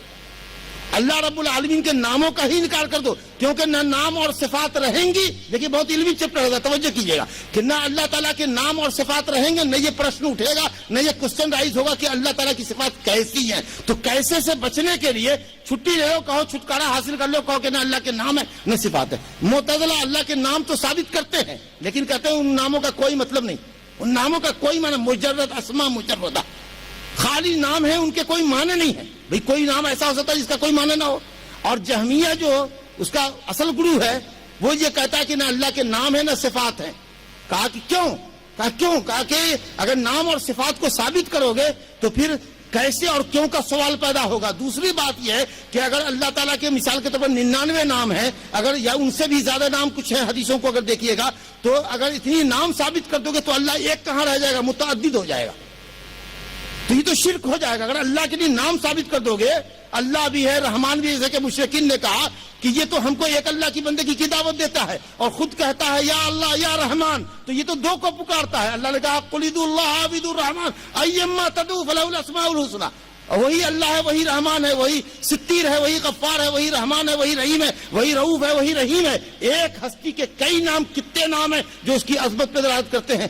اگر نام کئی رکھنا سے متعدد اللہ سمجھ میں آئے گا تو آپ ماشاءاللہ عالم بھی ہیں اور آپ ڈاکٹر بھی ہیں اور آپ مالدار بھی ہیں اور آپ تاجر بھی ہیں اور آپ ذہین و فطین بھی ہیں اور آپ اولاد والے بھی ہیں، بیوی والی. اتنی سارے صفات اگر ہم آپ کے گنائے جائیں، ایک آدمی کی خوبی مولانا ماشاءاللہ علامہ ہے، فہامہ ہیں، حافظ ہیں، محدث ہیں، مفسر ہیں، مذاہب کے اوپر مذاہب کا گہرا مطالعہ رکھتے ہیں. ایک آدمی کی آپ اتنی خوبیاں بیان کر رہے ہیں، کیا کوئی عقل مند آدمی یہ سمجھے گا کہ یہ ساری خوبیاں اس آدمی کو متعدد ثابت کر رہی ہیں؟ ایک ہی آدمی کی صفات ہے. آپ کے لیے جب 10-20 صفات، 10-20 سینٹنس آپ کے لیے بولے جا سکتے ہیں، صفحہ کا صفحہ آپ کی تعریف میں سیاہ کیا جا سکتا ہے اور ہزاروں خوبیاں آپ کی گنائی جا سکتی ہیں، تو ایک آدمی ایک ہی رہے گا. صفات گنانے سے آدمی متعدد نہیں ہوگا. تو رب العالمین جس کے لیے مسئلے اعلیٰ ہے، اگر اس کے بہت نام ہوں اور بہت اعلیٰ صفات ہوں تو یہ اس کے تو اعلیٰ ہونے کی دلیل ہے، نہ کہ متعدد ہونے کی دلیل ہے. تو یہ بالکل لاجک کے خلاف ہے، عقل کے خلاف ہے، فطرت کے خلاف جہمیہ نے کیا. تو کچھ فرقہ مسلمانوں میں اللہ تعالیٰ کے نام اور صفت کا انکار کرتا ہے. کہا بس اللہ ہے، نام کچھ نہیں بولو، کتنے ناموں سے پکارو گے. اب کچھ لوگ اللہ تعالیٰ کے ناموں کی تعویل کرتے ہیں، اس کا کچھ اور معنی کرتے ہیں، حقیقی معنی سے ہٹا کر. جیسے اللہ کے ہاتھ ہے، کہا اللہ کے ہاتھ نہیں ہے، مراد ہے قدرت، اور اس طرح سے تعویل کرتے ہیں. کچھ لوگ اللہ تعالیٰ کی صفات کو بندوں کی صفات سے تشبیہ دیتے ہیں. یہ ساری چیزیں گمراہی ہے. اللہ تعالیٰ کو اس کی ذات میں، اس کے ناموں میں اور اس کی صفات میں اکیلا، یگانہ و یکتا سمجھنا، یہ توحید اسماء و صفات ہے. توحید کی دوسری قسم ہوتی ہے توحید ربوبیت، جس کے متعلق گفتگو چل رہی تھی کہ دنیا کی شاید کوئی قوم، حتیٰ کہ کوئی مشرک قوم بھی اس بات میں کبھی مختلف نہیں رہی کہ اللہ کے علاوہ بھی کوئی رب ہے. یہ بات چلی تھی، اس کو سمجھانے کے لیے میں نے آپ کے سامنے توحید کی قسموں کا بیان شروع کیا تھا. اب اللہ تعالیٰ کو ہم رب سمجھتے ہیں، اس کا کیا مطلب ہے کہ اللہ تعالیٰ کو اس کے افعال میں اکیلا سمجھتے ہیں. اللہ جو کچھ کرتا ہے، مثال کے طور پر پیدائش سے اللہ تعالیٰ کا روزی دے، ہم لوگوں کو روزی دینا، ہمارا مارنا، ہمیں جلانا اور ہمارے نفع و نقصان کی باتیں، اور اسی طریقے سے کائنات کی تدبیر کرنا، رات کے بعد دن، دن کے بعد رات لانا، اور اس طرح کے جتنے بھی اس کے کام ہیں، ان تمام کاموں میں اللہ سبحانہ و تعالیٰ اپنے فعل میں، اپنے کام میں اکیلا ہے. یعنی اس نے پیدا کیا، وہ روزی دیتا ہے، وہ مارتا ہے، جلاتا ہے، اس میں کوئی اس کا شریک نہیں ہے. یہ اس کا نام ہے توحید ربوبیت. اللہ کو اس کے رب ہونے میں، یعنی اس کے افعال میں اکیلا سمجھے. کوئی نہیں ہے جو آپ کو اللہ کے علاوہ پیدا کرے، کوئی نہیں جو آپ کو اللہ کے علاوہ روزی دے، کوئی نہیں جو اللہ کے علاوہ آپ کو مار دے، کوئی نہیں جو اللہ کے علاوہ آپ کو جلا دے، کوئی نہیں جو اللہ کے علاوہ آپ کو اولاد دے دے، کوئی نہیں جو آپ کی تکلیفوں کو اللہ کے علاوہ دور کر دے وغیرہ. کوئی نہیں ہے جو سورج کو پورب سے لے آئے، سورج کے بجائے پچھم سے لے آئے. نمرود کو کہا تھا حضرت ابراہیم خلیل اللہ صلی اللہ علیہ وسلم نے کہ اگر تم کو اللہ ہونے کا دعویٰ ہے، معبود ہونے کا دعویٰ ہے، تو میرا رب سورج کو پورب سے دکھاتا، دوسرا پچھم سے نکال کے دکھا. تو اللہ رب العالمین کے جو افعال ہیں اس میں اکیلا ہے، کوئی آدمی اس کا شریک نہیں ہے. اور یہ عقیدہ اتنا پختہ ہے کہ دنیا کی ساری مشرک قومیں بھی ان باتوں پر یقین رکھتی. اللہ رب العالمین نے مشرکین کے اعترافات کو، ان کے اقرارات کو، اس سلسلے میں ان کے بیانات کو اللہ نے قرآن میں نقل کیا. ایک دو جگہ کی آیت آپ کے سامنے رکھتا ہوں. سورہ یونس آیت نمبر 31 میں اللہ فرماتا ہے قُلْ مَن يَرْزُقُكُم مِّنَ السَّمَاءِ وَالْأَرْضِ امن یملک السمع والابصار ومن یخرج الحی من المیت ویخرج المیت من الحی ومن یدبر الامر فسیقولون اللہ فقل افلا تتقون. اے نبی مکہ والوں سے پوچھئے، مشرکین سے، لات و عزا کے پجاریوں سے پوچھئے، ود و سوا یغوث و یعوق و نصر کے پجاریوں سے پوچھئے، کون ہے جو آسمان اور زمین سے تمہیں روزی دیتا ہے؟ سوال ہے. قل من یرزقکم من السماء والارض، کون روزی دیتا ہے؟ یرزقکم رزق سے، کون روزی دیتا ہے تم کو؟ من السماء، آسمان سے اور زمین سے. امن یملک السمع والابصار، تمہارے آنکھوں کا، تمہاری آنکھوں کا، تمہارے کانوں کا کون مالک ہے؟ ومن یخرج الحی من المیت، اور کون ہے جو زندے کو مردے سے نکالتا ہے، نطفے سے انسان نکالتا ہے، گٹھلی سے درخت اور درخت سے پھل نکالتا ہے، انڈے سے مرغی نکالتا ہے اور پھر مرغی سے انڈا پیدا کرتا ہے، زندے سے مردہ، مردے سے زندہ کو کون نکالتا ہے؟ ومن یدبر الامر، کائنات میں تصرف کون کرتا ہے، آرڈر کون چلاتا ہے، بارش کون برساتا ہے، دھوپ کون اگاتا ہے، سورج کون چمکاتا ہے، چاند کون چمکاتا ہے، ستارے کس کے حکم سے طلوع ہوتے ہیں اور غروب ہوتے ہیں؟ پوچھیں ان مکے والوں سے. فسیقولون اللہ، بغیر کسی تردد کے مکے والے کہیں گے کہ یہ سب اللہ ہی کرتا ہے. تو اللہ پوچھتا ہے فقل افلا تتقون، جب یہ سب ہی اللہ کرتا ہے تو بندگی میں کیوں شرک کرتے ہو؟ بندگی خالص اللہ کی کیوں نہیں کرتے؟ شرک سے کیوں نہیں بچتے؟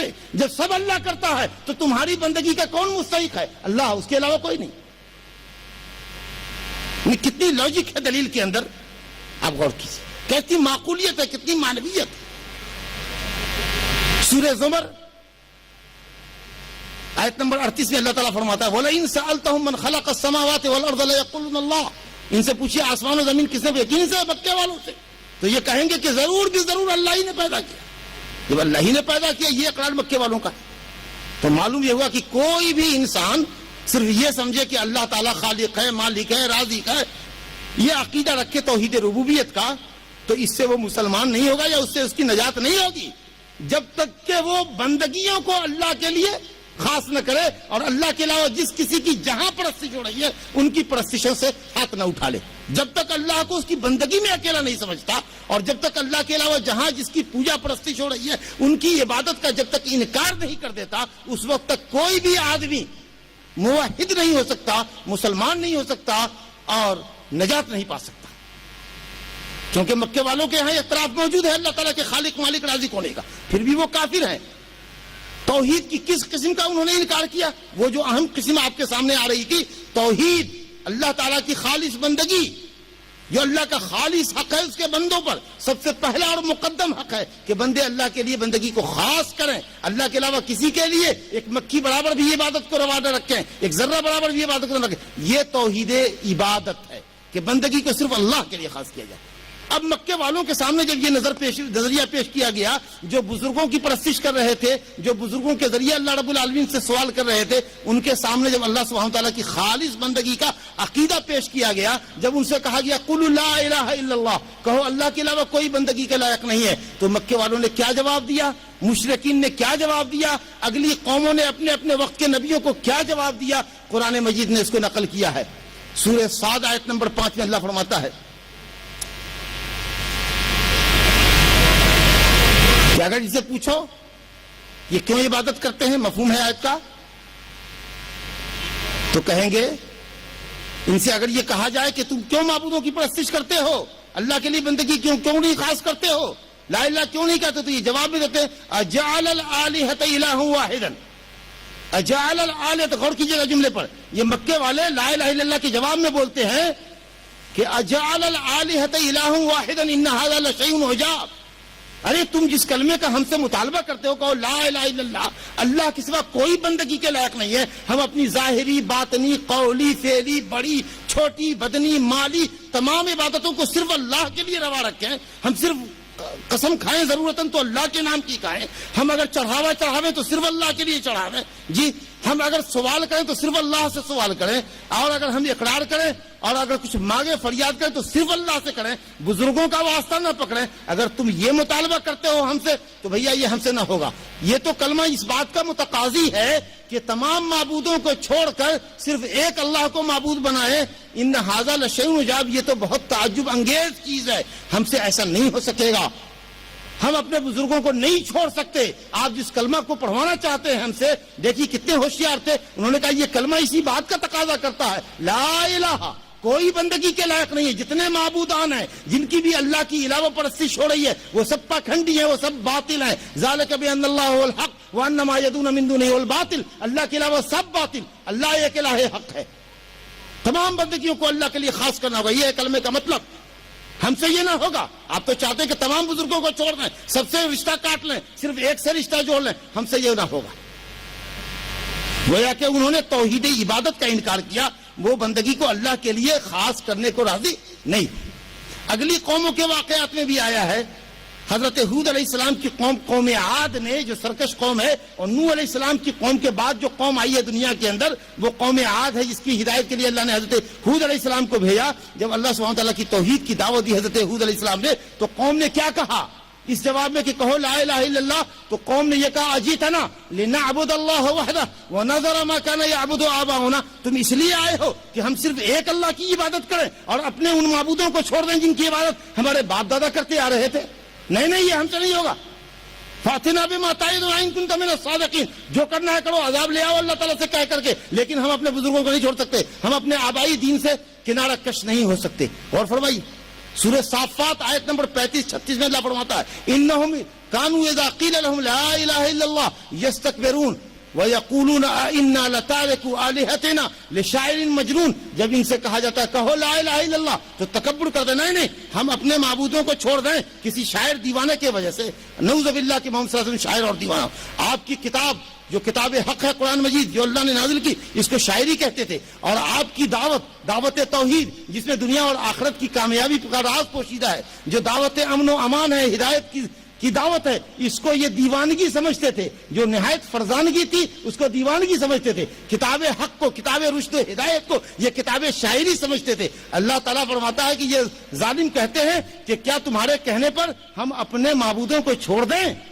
تو معلوم یہ ہوا کہ جو جس توحید کا مکے والوں کو انکار تھا وہ اللہ سبحانہ و تعالیٰ کی بندگی کی توحید تھی کہ ہم بندے اپنی جو بھی بندگی کریں وہ اللہ کے لیے خالص کریں، خاص کریں، اس میں کسی کو شریک نہ کریں، حتیٰ کہ اپنے نفس کو بھی شریک نہ کریں. بندگی اللہ کے لیے ہونی چاہیے. یہ توحید عبادت ہے، توحید الوہیت ہے. اسی کو توحید فی الطلب والقصد کہا جاتا ہے کہ ہمارا مقصد اب تمام عبادتوں سے اللہ کا قصد ہو. ہم اپنی عبادتوں سے اللہ کو چاہیں اور اپنے سوال، اپنی طلب، اپنی درخواست اور اپنی دعا صرف اللہ رب العالمین سے پیش کریں، جیسا کہ اس نے فرمایا ہے سورہ غافر سورہ مومن آیت نمبر 60 کے اندر. وقال ربکم ادعونی استجب لکم. تمہارے رب نے کہا مجھے پکارو، میں تمہاری پکار کو قبول کروں گا. مجھے پکارو. اللہ فرماتا ہے وَإِذَا سَأَلَكَ عِبَادِي عَنِّي فَإِنِّي قَرِيبٌ. میرے بندے میرے متعلق پوچھتے ہیں رب تعالیٰ کہاں ہے، آواز بلند کر کے پکاریں یا آہستہ پکاریں؟ کہیے انی قریب، میں قریب ہوں. سیدھے مجھ کو پکارو، میں پکارنے والوں کی پکار کو سنوں گا. شرط یہ ہے کہ ایمان کے تقاضے پورا کرو اور اللہ رب العالمین کے اوپر پختہ یقین رکھو اور پورے یقین اور جزم کے ساتھ اللہ سے مانگو، اللہ تعالیٰ پورا کرے گا. آیت نمبر 186 سورہ بقرہ کے اندر اللہ رب العالمین نے ہم سے یہ کہا کہ ہم اپنی سوال اور طلب کو صرف اللہ سے پیش کریں اور تمام عبادتوں میں اللہ کا قصد کریں. ہمارا مقصود اور ہمارا مطلوب صرف اللہ سبحانہ وتعالی ہونا چاہیے.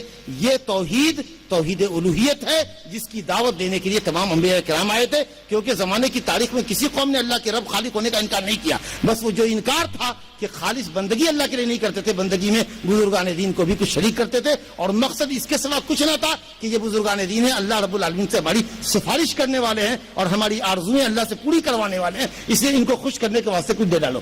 یہ ان کا نظریہ عقیدہ تھا.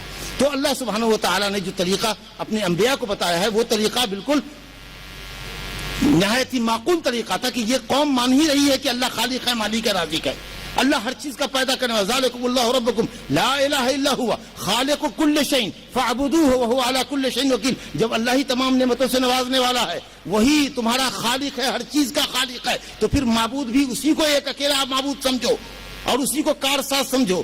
یہ طریقہ اختیار کیا گیا. گویا توحید ربوبیت کو، اللہ تعالیٰ کے خالق مالک رازق ہونے کے عقیدے کو توحید الوہیت کی دلیل بنا کر پیش کیا گیا کہ جب تم اللہ کو خالق مالک رازق سمجھتے ہو تو پھر تمام بندگیاں اللہ کے لیے خاص کیوں نہیں کرتے؟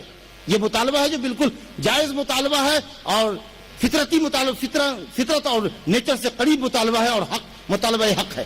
یہی مطالبہ اللہ رب العالمین نے دنیا انسانیت سے کیا، جس کو میں نے آج کے اس خطاب کے عنوان کی آیت کے طور پر، خطاب کی آیت کے طور پر پڑھا تھا، جو آیت نمبر 21-22 ہے سورہ بقرہ میں. یہ پہلا آرڈر ہے اللہ سبحانہ وتعالیٰ کا بندوں سے، یا ایھا الناس اعبدوا ربکم. اس سے پہلے کی جو آیتیں 20 آیتیں اس میں کوئی حکم نہیں ہے، کوئی حکم نہیں. اخلاقی تعلیمات ہے، ایمان کی صفات کا ذکر ہے، جی کافروں کی صفات کا ذکر ہے، منافقوں کی صفات کا ذکر ہے. آیت نمبر 21 قرآن مجید کے سیریل سے سورہ بقرہ کی آیت نمبر 21 پہلی آیت ہے جس میں اللہ رب العالمین کا آرڈر ہے، یا ایھا الناس، اے انسانوں اعبدوا ربکم، اپنے اس رب کی بندگی کرو، اپنے اس رب کی بندگی کرو جس نے تم کو بھی پیدا کیا، تم سے پہلے کے انسانوں کو بھی پیدا کیا. اعبدوا ربکم الذی خلقکم والذین من قبلکم، تم سے پہلے کے تمام لوگوں کو پیدا کیا. لعلکم تتقون، اس عقیدے کو اگر سامنے رکھتے ہو اور تم اقرار بھی کرتے ہو کہ تمہارا پیدا کرنے والا، انسانیت کا پیدا کرنے والا اور پوری کائنات کا پیدا کرنے والا اللہ ہے، تو تم شرک سے بچو، یعنی اللہ کے لیے خالص بندگی کرو. جس نے تمہارے لیے روزی کا سامان آسمان سے نازل کیا ہے، بارش برساتا ہے، پھلوں کی شکل میں روزی دیتا ہے، جس نے تمہارے لیے زمین کو بچھاون بنایا جہاں تم سوتے ہو، رہتے ہو، مکان بناتے ہو، کل کارخانے بناتے ہو، ریل چلاتے ہو اور نہ جانے کیا کچھ کارخانے کرتے ہو، زمین دوز سرنگیں اور پل بناتے ہو، زمین کے اندر میں ٹرینیں چلاتے ہو. یہ جو ہم نے زمین کو تمہارے لیے بچھاون کر دیا کہ تم جیسے چاہو اس پر چلو، اس کو استعمال کرو. آسمان کی چھت دی، او ہی ماشاءاللہ روشن چھت دی. اگر ڈارک ہوتی، کہیں کوئی اسٹار نہیں ہوتا، کہیں مون نہیں ہوتا، تو یہ چھت اتنی ڈارک ہوتی کہ بالکل ہی بد منظر ہوتا. لیکن یہ چمکتے ہوئے ستارے، یہ روشن چاند نے آسمان کی خوبصورتی کو نہایت مزین کر دیا ہے. وَلَقَدْ زَيَّنَّا السَّمَاءَ الدُّنْيَا بِمَصَابِيحَ وَجَعَلْنَاهَا رُجُومًا لِلشَّيَاطِينِ وَأَعْتَدْنَا. جی اللہ نے آسمان کو بنایا ہے، مزین کیا ہے. اگر یہ سب خوبصورتی نہ ہوتی تو ہماری چھت بالکل اندھیری ہوتی. تو جس اللہ نے تمہارے لیے آسمان کی چھت بنائی، جس نے زمین کو بچھاون بنایا، جس نے پھلوں کی مختلف شکل میں پھلوں کی روزی، مختلف پھلوں سے اللہ نے روزی عطا فرمائی. وَأَنزَلَ لَكُم مِّنَ السَّمَاءِ مَاءً فَأَخْرَجَ بِهِ مِنَ الثَّمَرَاتِ رِزْقًا لَكُمْ فَلَا تَجْعَلُوا لِلَّهِ أَندَادًا. اتنے انعامات اور اکرامات سے فائدہ بھی اٹھاتے ہو اور پھر بھی اللہ تعالیٰ کے ہمسر، اللہ تعالیٰ کے پارٹنر، اللہ تعالیٰ کے شرکا، اللہ رب العالمین کے پاس صفات کرنے والا بنا کر ان کی عبادت کرتے ہو، کچھ نظر و نیاز چلاتے ہو. وَأَنْتُمْ تَعْلَمُونَ، تم خوب جانتے ہو کہ اللہ یگانہ و یکتا ہے. جس طرح پیدا کرنے میں، نعمتوں سے نوازنے میں اکیلا ہے، ویسے ہی تمہاری بندگیوں کا بھی وہ اکیلا مستحق ہے. میرے بھائیو، یہی توحید الوہیت ہے جس کی دعوت دینے کے لیے تمام انبیاء کرام آئے تھے. توحید کی یہ تینوں قسم جو آپ نے سنی، توحید ربوبیت، توحید اسماء و صفات، اللہ کے ناموں اور صفتوں میں اس کو ایک سمجھنا، اور بندگی میں اکیلا سمجھنا. اللہ تعالیٰ نے توحید کی تینوں قسموں کا ذکر سورہ مریم آیت نمبر 65 کے اندر فرمایا. رب السماوات والارض وما بینہما، اللہ آسمان زمین ان کے درمیان کی جتنی مخلوقات ہے سب کا پیدا کرنے والا ہے. رب السماوات والارض وما بینہما فاعبدہ واصطبر لعبادتہ. اے نبی اسی رب تعالیٰ کی بندگی کرو، خالص بندگی، اسی کی بندگی پر جمے رہو. هل تعلم له سمیہ، کیا اس جیسے ناموں والا کسی کو جانتے ہو؟ گویا توحید ربوبیت، توحید الوہیت، عبادت کی توحید، اور اسماء اور صفات کے وہ ناموں اور صفتوں میں یگانہ و یکتا ہے. اللہ رب العالمین نے اس کا ذکر یہاں فرمایا ہے. 1 گھنٹے کی تقریر ہونا تھی، اس کے بعد سوال جواب کا ہے، لیکن تھوڑی سی گفتگو آپ سے اور کر کے انشاءاللہ 10-15 منٹ گفتگو کو بند کرتے ہیں. آیتیں تو توحید کا موضوع ہے، ماشاءاللہ آپ سن بھی رہے ہیں، سنا بھی رہے ہیں. جی چاہتا ہے کہ موضوع لمبا ہو لیکن باتوں کو مختصر کرتے ہیں. اب دیکھیے، ہم جو توحید عبادت یا الوہیت کی بات آپ سے کر رہے ہیں کہ یہی اصل توحید ہے کہ بندگی کو اللہ کے لیے خاص کیا جائے. اور اس سلسلے میں آپ نے محسوس کیا کہ مشرکین توحید ربوبیت کا اقرار کرتے تھے، بندگی میں اللہ تعالیٰ کو دوسرے کو شریک کرتے تھے. اس کو ہم توحید عبادت کو، کہ اللہ ہی بندگی میں ایک اکیلا ہے، اس کو ہم تعبیر کرتے ہیں اپنے اس کلمے سے جس کو کلمہ توحید کہا جاتا ہے. لا الہ الا اللہ، لا الہ الا اللہ، اللہ کے علاوہ کوئی بندگی کے لائق نہیں ہے. اس میں اللہ سبحانہ و تعالیٰ کے ایک اکیلے معبود برحق ہونے کا اعتراف ہم کرتے ہیں، اور اس کا اعتراف ہم اپنی نمازوں کے اندر بھی کرتے ہیں. ہر فرض اور ہر نفل نماز کے اندر جب ہم کہتے ہیں ایاک نعبد و ایاک نستعین، سورہ فاتحہ آیت نمبر 5، اے اللہ ہم صرف تیری ہی بندگی کرتے ہیں، اے اللہ ہم صرف تیری ہی بندگی کرتے ہیں اور تجھ سے ہی مدد مانگتے ہیں. گویا عبادت صرف تیرا حق اور مدد صرف تیری طرف سے، اور مدد کے ہم محتاج ہیں، اور پہلی عبادت کرتے ہیں تاکہ عبادت تیری مدد کا ذریعہ ہو. یہ وسیلہ ہے. تیری مدد کب آئے گی؟ جب ہم تیری عبادت کریں. غور فرمائیے، کہا ایاک نعبد، اے اللہ ہم صرف تیری ہی بندگی کرتے ہیں اور تجھ سے ہی مدد مانگتے ہیں. یہ نہیں کہا کہ ہم تجھ سے مدد مانگتے ہیں اور تیری بندگی کا ذکر بعد میں نہیں کیا گیا، پہلے ذکر کیا گیا. کیونکہ یہ وسیلہ ہے، وہ مقصد ہے. ہمارا مقصد ہے اللہ تعالیٰ سے مدد لینا، تو اس کے لیے وسیلہ اور ذریعہ اللہ کی بندگی. پہلے اللہ کی بندگی کرو، تب تم اس کی مدد کے مستحق ٹھہرو گے. ہم یہ اعتراف کرتے ہیں اپنی نمازوں میں، ایاک نعبد، اے اللہ ہم تیری ہی بندگی کرتے ہیں. کہتے ہیں لا الہ الا اللہ، اللہ کے سوا کوئی عبادت کے لائق نہیں. اور اس کے بعد بھی ہمارا طریقہ یہ ہے کہ ہم عبادت میں اللہ کے علاوہ کو شریک کرتے ہیں. جی دوسروں کے ناموں کی قسمیں کھاتے ہیں، کچھ نظر و نیاز چڑھاتے ہیں، جی دوسروں سے مدد مانگتے ہیں. اللہ کے لیے ایسا کر دیجئے، یا آپ کے پاس کیا نہیں ہے ہماری جھولی بھر دیجئے، یا آپ ڈائریکٹ اللہ کے علاوہ سے سوال کریں. اور کہتے ہیں کہ ہم تو اللہ کے علاوہ کسی سے مدد نہیں چاہتے، ہم اللہ کے علاوہ کسی کی بندگی نہیں کرتے. کلمے کا اعتراف کر رہے ہیں لا الہ الا اللہ، کام کر رہے ہیں شرک کا. تو بتائیے بالکل کلیجے پر ہاتھ رکھ کر بولیے کہ مکہ کے مشرکین نے اچھا کیا تھا نا، جنہوں نے یہ کہا تھا کہ صاحب یہ کلمہ لا الہ الا اللہ کا یہ چاہتا ہے کہ سب سے رشتہ توڑ کے ایک اللہ سے رشتہ جوڑے. ہم کو یہ منظور نہیں ہے، اس لیے ہم کلمہ نہیں پڑھیں گے. ہم اتنے نادان ہیں کہ ہم کلمہ پڑھتے ہیں کہ اللہ ہی ایک اکیلا بندگی کے لائے، اور پھر ہم شرک کا کام کرتے ہیں. تو ہم گویا تضاد کے شکار ہیں، تناقض کے شکار ہیں. جو ہم کہتے ہیں وہ کرتے نہیں ہیں. یا تو ہم نے توحید کو سمجھا نہیں ہے، یا توحید کو سمجھا ہے تو ہمارا عمل اس کے خلاف ہے، اور شیطان ہمیں صراط مستقیم سے توحید کی راہ سے شرک کی راہ پہ لیے جا رہا ہے. تو کہیں مکہ کے وہ مشرکین ایسے مسلمانوں سے بہتر تھے جنہوں نے کلمہ پڑھنے سے انکار کر دیا. وہ مسلمان جو کلمہ بھی پڑھتا ہے کہ ایک اللہ ہی بندگی کے لائق ہے، اور پھر بندگی دوسروں کے لیے روا اور جائز رکھتا ہے، تو یہ جو منافقت ہے، یہ جو شرک اور نفاق ہے، اس کے مقابلے میں تو وہ کھلا ہوا دشمن بہتر تھا جس نے کہہ دیا کہ ہم کو باز رکھو، معاف کرو بھیا، ہم یہ کلمہ نہیں پڑھیں گے. کیونکہ جو کلمہ چاہتا ہے اپن اس کا تقاضا پورا نہیں کر سکتے تو ہم یہ کلمہ نہیں پڑھیں گے. اگر ہم آپ کی دوستی کا حق نہیں ادا کر سکتے تو ہم کو کوئی حق نہیں کہ ہم آپ سے دوستی کا اعلان کریں. صاف کہہ دیں کہ آپ ہمارے دوست نہیں ہیں، ہم سے کوئی امید نہ رکھو، یہ صاف کہہ دیں. لیکن ہم آپ سے کہیں کہ ہماری دوستی ہے اور پھر دوستی کے تقاضے ہم نہ پورا کریں، تو اس سے بڑی منافقت کیا ہوگی اور نفاق کیا ہوگا؟ اس سے بڑا تضاد کیا ہوگا؟ تو میرے بھائیو اس کی لاج رکھو اس عقیدے کی. یہ کلمہ جو ہم پڑھتے ہیں لا الہ الا اللہ، جس میں ہم کہتے ہیں اللہ کے سوا کوئی بندگی کے لائق ہے. 2 سینٹینس ہے جیسا کہ آپ دیکھ رہے ہیں، بات ختم ہے. لا الہ ایک لفظ ہے اور دوسرا الا اللہ، یعنی لا الہ کوئی معبود نہیں ہے. کہا جائے دنیا میں لاکھوں کروڑوں معبود ہیں، سینکڑوں نہیں لاکھوں کروڑوں دیوی دیوتا ہیں.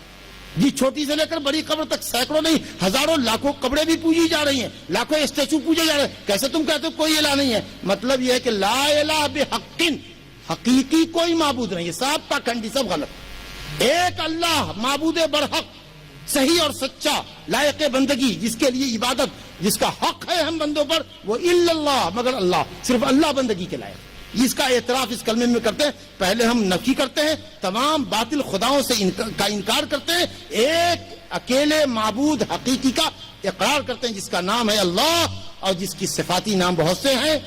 میرے بزرگوں دوستو، تو اسی کا نام ہے کہ اللہ سے دوستی اور اللہ کے علاوہ معبودوں سے برات اور بیزاری. یہی بیان تھا، یہی عقیدے کا جز ہے. 2 نفی اور اس بات، پہلے تمام باطل خداؤں کا انکار کرو، اس کے بعد ایک اللہ کا اقرار کرو.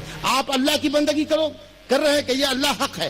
دوسرے اگر غیر اللہ کی بندگی کر رہے ہیں، آپ کہ یہ وہ بھی ٹھیک کر رہا ہے، تو آپ مسلمان نہیں ہیں. جب تک کہ آپ اس بات کا نہیں اقرار کرتے ہیں کہ اللہ کے علاوہ جس کسی کی پرستش ہو رہی ہے وہ سب باطل ہے، اور پرستش صرف اللہ کی جائز ہے، اس کے علاوہ کسی کی جائز نہیں. جب تک آپ باطل خداؤں کا انکار نہیں کریں گے اس وقت تک آپ مومن بھی نہیں ہو سکتے. آپ کو یہ نہیں کریں کہ آپ دوسرے کے خداؤں کو گالی دیجئے تاکہ کوئی جواب میں آپ کے خدا کو گالی دے. لیکن یہ نظریہ ہے، بالکل بنیادی نظریہ ہے توحید کا، کہ جب تک آپ تمام معبودان باطلہ کا انکار نہیں کر دیتے اس وقت تک ایک اللہ رب العالمین کی توحید ثابت نہیں ہو سکتی. لا الہ، آپ خود اقرار کریں کہ اللہ کے سوا کوئی معبود ہے ہی نہیں، تمام معبودان جن کی پرستش ہو رہی ہے، غلط ہو رہی ہے، وہ سب باطل ہیں. حضرت ابراہیم خلیل اللہ جو امام الموحدین تھے، جو ابو الانبیاء ہیں، کہتے ہیں اپنی قوم کے سامنے اننی براء مما تعبدون الا الذی فطرنی فانہ سیہدین. سورہ زخرف آیت نمبر 26-27. اے لوگوں سنو، اننی براء مما تعبدون، تم جن کی بھی بندگی کر رہے ہو، عبادت کر رہے ہو، میں سب سے بیزاری اور برات کا اظہار کرتا ہوں. میرا کیا بھی لینا دینا ان سے نہیں، کوئی معاملہ ان کا ہم سے نہیں ہے، ہمارا ان سے کچھ بھی لینا دینا نہیں ہے. میرا رشتہ صرف اس اللہ سے جس نے مجھ کو پیدا کیا.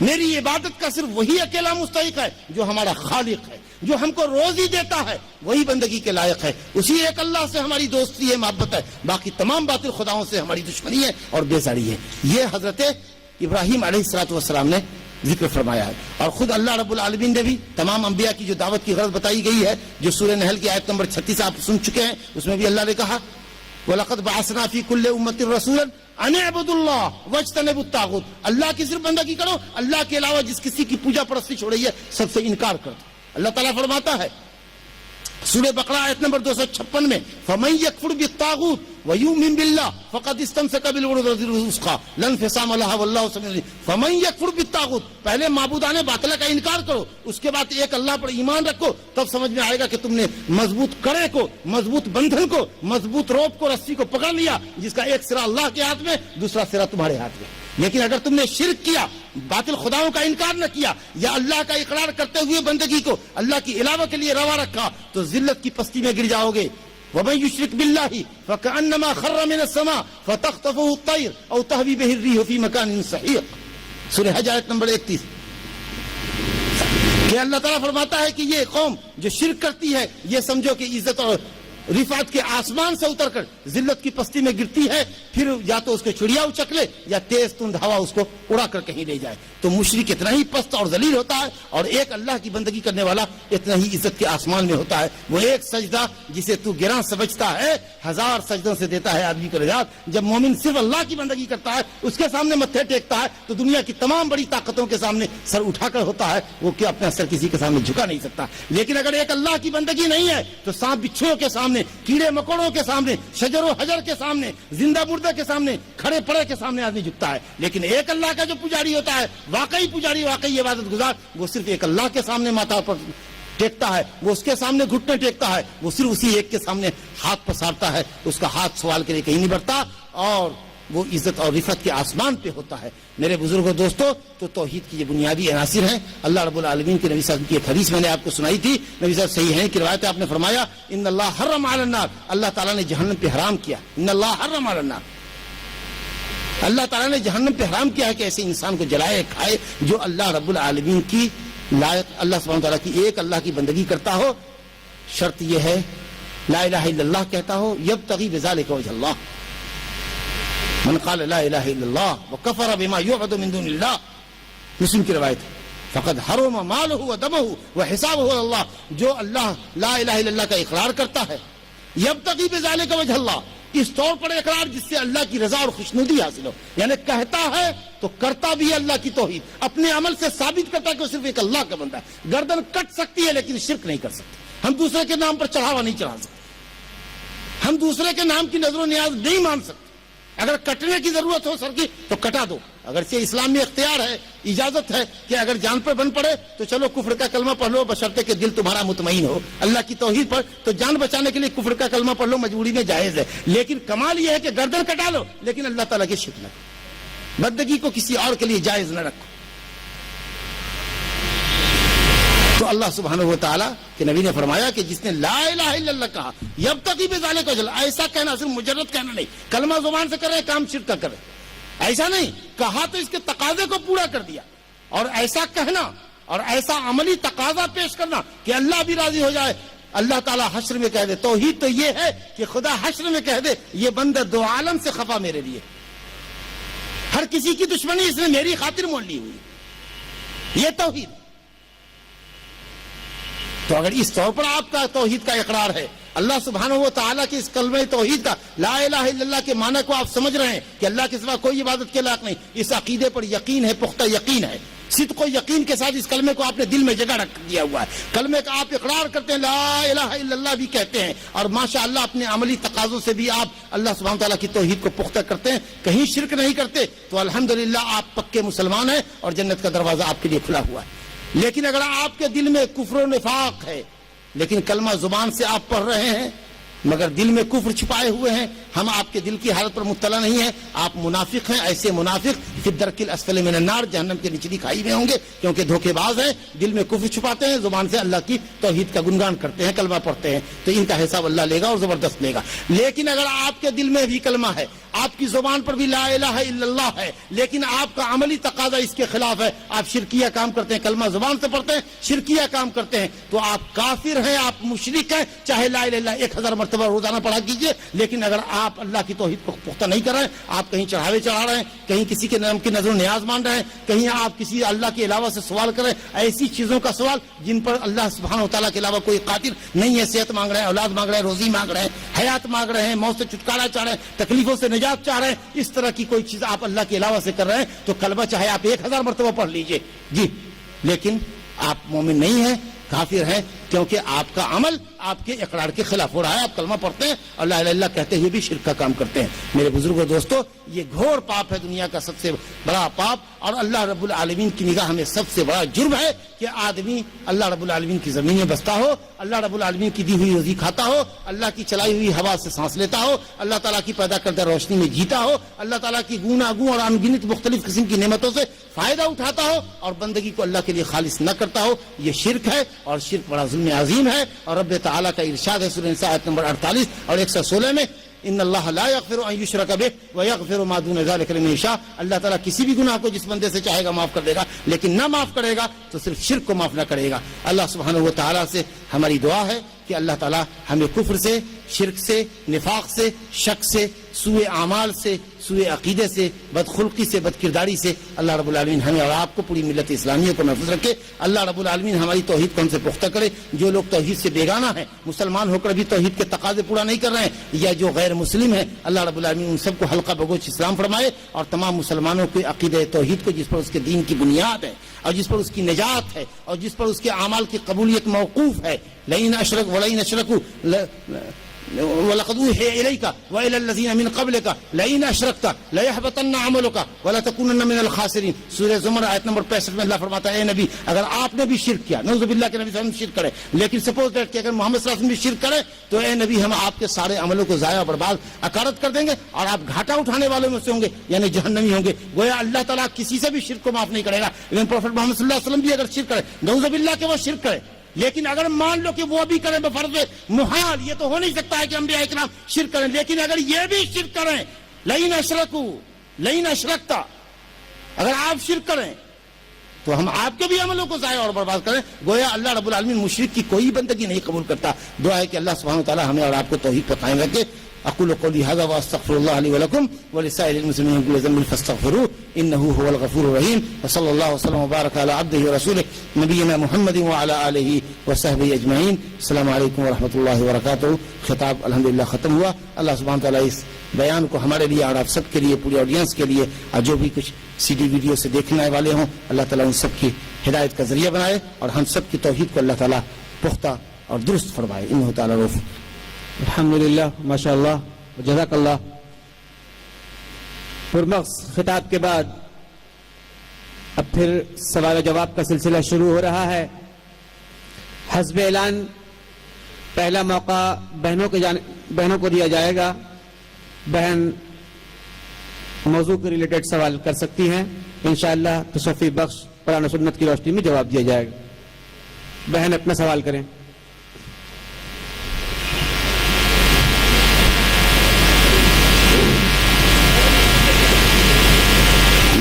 کوئی شخص ایسا سوچتا ہے کہ کوئی اللہ کے ولی یا اللہ کے نبی میرے لیے دعا کر دیں گے اس دنیا میں تو میرا نجات ہو جائے گا، کیا اس عمل کو شرک سمجھا جائے گا؟ بالکل یہ شرک ہے، اور ابھی آپ نے جیسا کہ سماعت فرمایا کہ اولیاء کرام سے ہی سفارش کی طلب لوگ رکھ کر ان سے گزارشیں کیا کرتے تھے، کہتے تھے کہ یہ ہم کو اللہ رب العالمین سے قریب کریں گے۔ ہؤلاء شفعاؤنا عند اللہ، سورہ یونس آیت نمبر 18 کے حوالے سے میں نے کہا کہ یہ کہتے ہیں کہ ہؤلاء شفعاؤنا عند اللہ، یہ لوگ ہمارے اللہ کے پاس سفارشی۔ تو اللہ کہتا ہے قل اتنبئون اللہ بما، کہو کہ تم اللہ کو وہ کہہ رہے ہو جو اللہ نہیں جانتا۔ تو گویا دنیا میں کوئی اموات کو، مردہ شخص کو، چاہے وہ نبی ہو یا ولی، کوئی آواز نہیں دے سکتا، اس سے سفارش کی درخواست نہیں کر سکتا۔ اسی درخواست کا نام شرک ہے، یہی شرک ہے۔ قیامت کے دن الحمدللہ شفاعت ہوگی، اور اللہ رب العالمین اپنے نبیوں کو، اپنے ولیوں کو، اپنے نیک بندوں کو جس سے وہ راضی ہوگا اس کو اللہ تعالیٰ حکم فرمائے گا کہ میرے فلاں بندے کے حق میں جس سے میں راضی ہوں، یعنی جو مشرک نہیں ہے، توحید پر تھا لیکن عملی غلطیوں میں کوتاہیوں میں گرفتار ہو کے گنہگار تھا لیکن موحد تھا، تو تم اس کے حق میں سفارش کرو. تو جب تک اللہ رب العالمین کی اجازت نہ ہو سفارش کرنے والے کے لیے، اور جب تک کسی بندے سے اللہ راضی نہ ہو اور اللہ تعالیٰ مومن اور موحد سے راضی ہوتا ہے، مشرک سے راضی نہیں ہوتا ہے، اس وقت تک شفاعت نہیں ہو سکتی. جیسا کہ آیت الکرسی جو سورہ بقرہ کی آیت نمبر 255 ہے، اس میں اللہ رب العالمین کہتا ہے من ذا الذی یشفع عنده الا باذنہ، کون ہے جو اللہ کے پاس کسی کی سفارش کرے بغیر اس کی اجازت کے. اور اللہ رب العالمین سورہ انبیاء آیت نمبر 28 میں فرماتا ہے وَلَا يَشْفَعُونَ إِلَّا لِمَنِ ارْتَضَىٰ، اب کوئی کسی کی سفارش نہیں کر سکتا جب تک کہ اللہ اس بندے سے راضی نہ ہو. تو گویا سفارش کرنے والے کے لیے اللہ کی اجازت، اور جس کے حق میں سفارش ہوگی اس سے اللہ کا راضی ہونا. اور اللہ مشرک سے راضی نہیں ہوتا ہے، موحد سے راضی ہوتا ہے، جس نے اللہ کی بندگی میں کبھی کسی کو شریک نہیں کیا ہوگا. ایسے ہی بندوں کے حق میں سفارش ہوگی، اور یہ قیامت کے دن ہوگی. اگر آپ کسی میت کو، کسی نبی کو، کسی ولی کو، کسی شخص غائب کو یہ کہتے ہیں کہ آپ ہمارے لیے سفارش کر دیجئے، تو ھذا ھو الشرک، یہی وہ شرک ہے جس میں اہل مکہ اور اس کی اگلی قومیں مبتلا تھی. ماشاءاللہ. دوسرا سوال بہنوں کی جانب سے. Assalamu alaikum. وعلیکم السلام. There is a sister's question which she does not wish to be named. ان کا سوال یہ ہے کہ بہت بار یہ سننا جاتا ہے کہ اذان دہرانا چاہیے، تو اور اس وقت بہت لوگ کچھ کھاتے ہوتے ہیں، تو کیا وہ کھانا روک کے اذان دہرائیں یا کھانا جاری رکھیں؟ نہیں، کھانا جاری رکھے. کھانے میں اللہ رب العالمین کا ذکر کرنے میں کوئی حرج نہیں ہے.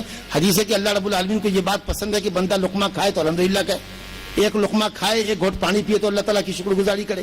تو آپ کھا رہے ہوں، پی رہے ہوں، کسی بھی کام میں ہو، جائز کام میں ہے، مطلب یہ ہے کہ استنجا پہ نہیں ہے، وہ بھی جائز ہے، مطلب یہ کہ استنجا پہ نہیں ہے، طہارت کی حالت میں ہے، آپ کچھ کام کر رہے ہیں تو آپ اذان کے کلمات دہرائیں.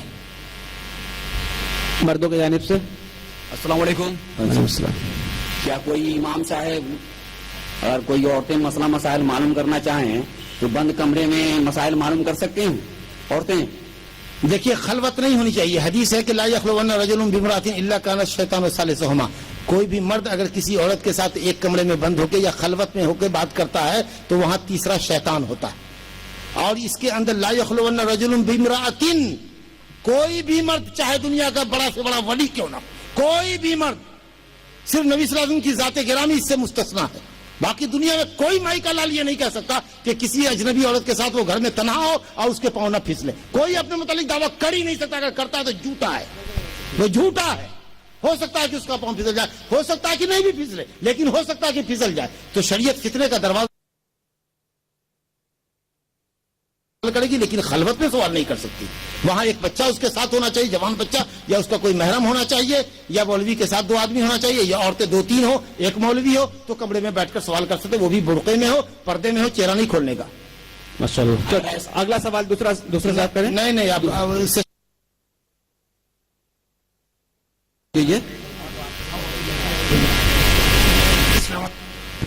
جی سورہ یوسف آیت نمبر 106 کی ذرا تفسیر کریے گا. آیت نمبر 106 پڑھیے، مجھے یاد نہیں ہے. جی ایمان لانے کے بعد بھی اکثر لوگ مشرک ہیں. الحمدللہ. وما یؤمن اکثرهم باللہ الا وهم مشرکون، یہ کہنا چاہتے ہیں وہ آیت یہ ہے وما یؤمن اکثرهم، یہ مکہ کے مشرکین کو یا ان جیسے لوگوں کو کہا جا رہا ہے کہ جو اللہ کو خالق، مالک، رازق سب سمجھ رہے ہیں اور اس کے باوجود بھی جا کر کے نظر و نیاز چڑھا رہے ہیں، بتوں کے سامنے کھڑے ہیں، قبروں کے سامنے سجدہ ریز ہیں. تو یہ کیسے ایمان کے دعوے دار ہیں جو شرک کرتے ہیں. وما یؤمن اکثرهم، ان کی اکثریت اللہ پر ایمان تو رکھتی ہے، ایمان کا دعویٰ کرتی ہے، لیکن حقیقت میں مشرک ہے. جیسا کہ مسلمانوں میں بھی بہت سے لوگ ہیں جو کلمہ بھی پڑھ رہے ہیں، شرک بھی کر رہے ہیں. بہنوں کی جانب سے کوئی سوال. السلام علیکم. وعلیکم السلام. اچھا، اگر آج کے زمانے میں ہائر ایجوکیشن کے لیے سب جاتے ہیں and if only gents tutor ہی اویلیبل ہیں تو کیسے ٹیوشن لیا جائے؟ اس کے سامنے بھی برقعے میں، پردے میں، غیر مسلم ہو یا مسلم ہو. اگر آپ غیر مرد کے سامنے پڑھ رہی ہیں، لیڈی ٹیوٹر نہیں ہے، تو آپ کو برقع لازم ہے.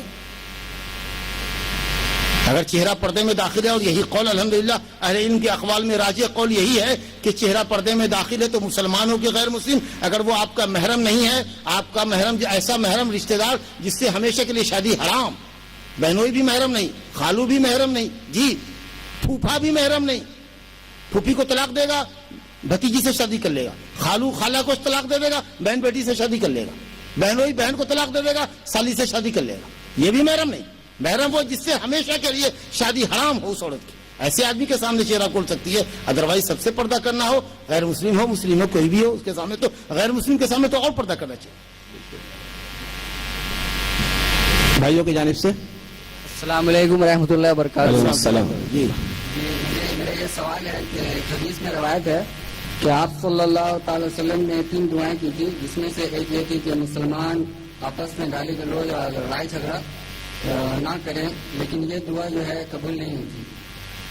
तो अगर कोई मुसलमान इस बात की कोशिश करे कि मुसलमान आपस में इत्तेहाद कायम करे, तो क्या वो मुसलमान इस हदीस का इनकार और अल्लाह का नहीं, इनकार कुछ नहीं है, बस ये कि इंसान के अंदर चूंकि इंतकामी बहीमी जज्बात हैं, हैवानी जज्बात हैं, इसलिए कुछ चीजें अच्छी होकर के भी वो पॉसिबल नहीं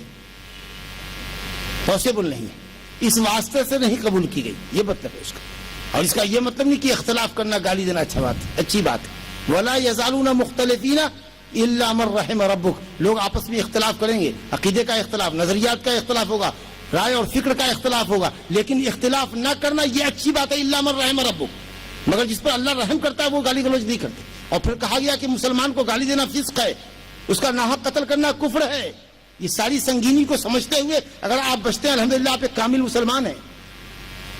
लेकिन अगर आप ये चाहेंगे कि दुनिया में सारे मुसलमान मिलकर रहें, कोई किसी को गाली न दे, कोई नजरियाती इख्तलाफ ना हो, कोई फिरका बंदी नहीं, तो अल्लाह ताला की हिकमत है, वो उस हिकमत को वो जाने कि ये उम्मत 73 फिरकों में बट गई और फिर फिरकों से भी कितने फिरके पैदा हुए। तो हदीस का कहीं कोई इनकार नहीं। ये कहने का मतलब है कि ये चीज जो पॉसिबल नहीं है, इंसान के अंदर जज्बा इंतकाम है, गुस्सा है, इंसान के अंदर बहीमियत भी है, मलकूतियत भी है, फरिश्तों की सिफात भी डाले गए और शैतानों की जैसी सिफात भी है, गुस्सा है, गजब है, भड़काव है। तो अगर ये कहा जाता है आप बिल्कुल ऐसा कर ही नहीं सकते, आपके नेचर के खिलाफ है, तो ये बात नहीं होती। तो हमको बचना चाहिए इन खराब बातों से, ताकि हम गुनाह से बच सकें और एक मुसलमान के साथ अच्छा ताल्लुक उस्तवार करना चाहिए, उसके सुख दुख में शरीक होना चाहिए। तो अल्हम्दुलिल्लाह अगर ये इख्तलाफ पाया जाता है तो ये एक ऐब है जिससे मुसलमानों को बचना चाहिए, इससे किसी हदीस का इनकार लाजिम नहीं आता। भाइयों को, दूसरे भाई को मौका दीजिए। एक सेकंड, एक बात नाज़िम जलसा के एक बात मैं कह दूं कि ये सिर्फ सवाल जवाब का वक्फा है, तकरीर का वक्फा नहीं है। अल्हम्दुलिल्लाह आपने जो सवाल किया उसका मैंने ये जवाब दिया कि कुछ चीजें हैं कि अल्लाह रब्बुल आलमीन से आपने दुआ फरमाया कि मेरी उम्मत आपस के इख्तलाफ में शिकार ना हो। कहा ये तो ठीक है कि दुश्मनों को हम इस तरह मुसल्लत नहीं करेंगे कि दुनिया के तमाम हिस्सों से मुसलमान को ताराज कर दे, खत्म कर दे, ये तो नहीं करेंगे। दुनिया की सारी मुशरिक कौमें मिलकर भी मुसलमानों के वजूद को खत्म नहीं कर सकती, लेकिन ये कि उनके दरमियान भी इख्तलाफ ना हो, जंग ना हो, हम इसको कबूल नहीं करेंगे। इसका मतलब ये है कि ये नेचर था और ये पॉसिबल नहीं था, इसलिए ये खारिज किया गया। ताहम शरीयत में बताया गया कि खैर पर किताब और सुन्नत की राहों पर इत्तेफाक करो, इसकी अहमियत अपनी जगह मुसल्लम है। इंशाअल्लाह। भाई की जानिब से एक और सवाल। जी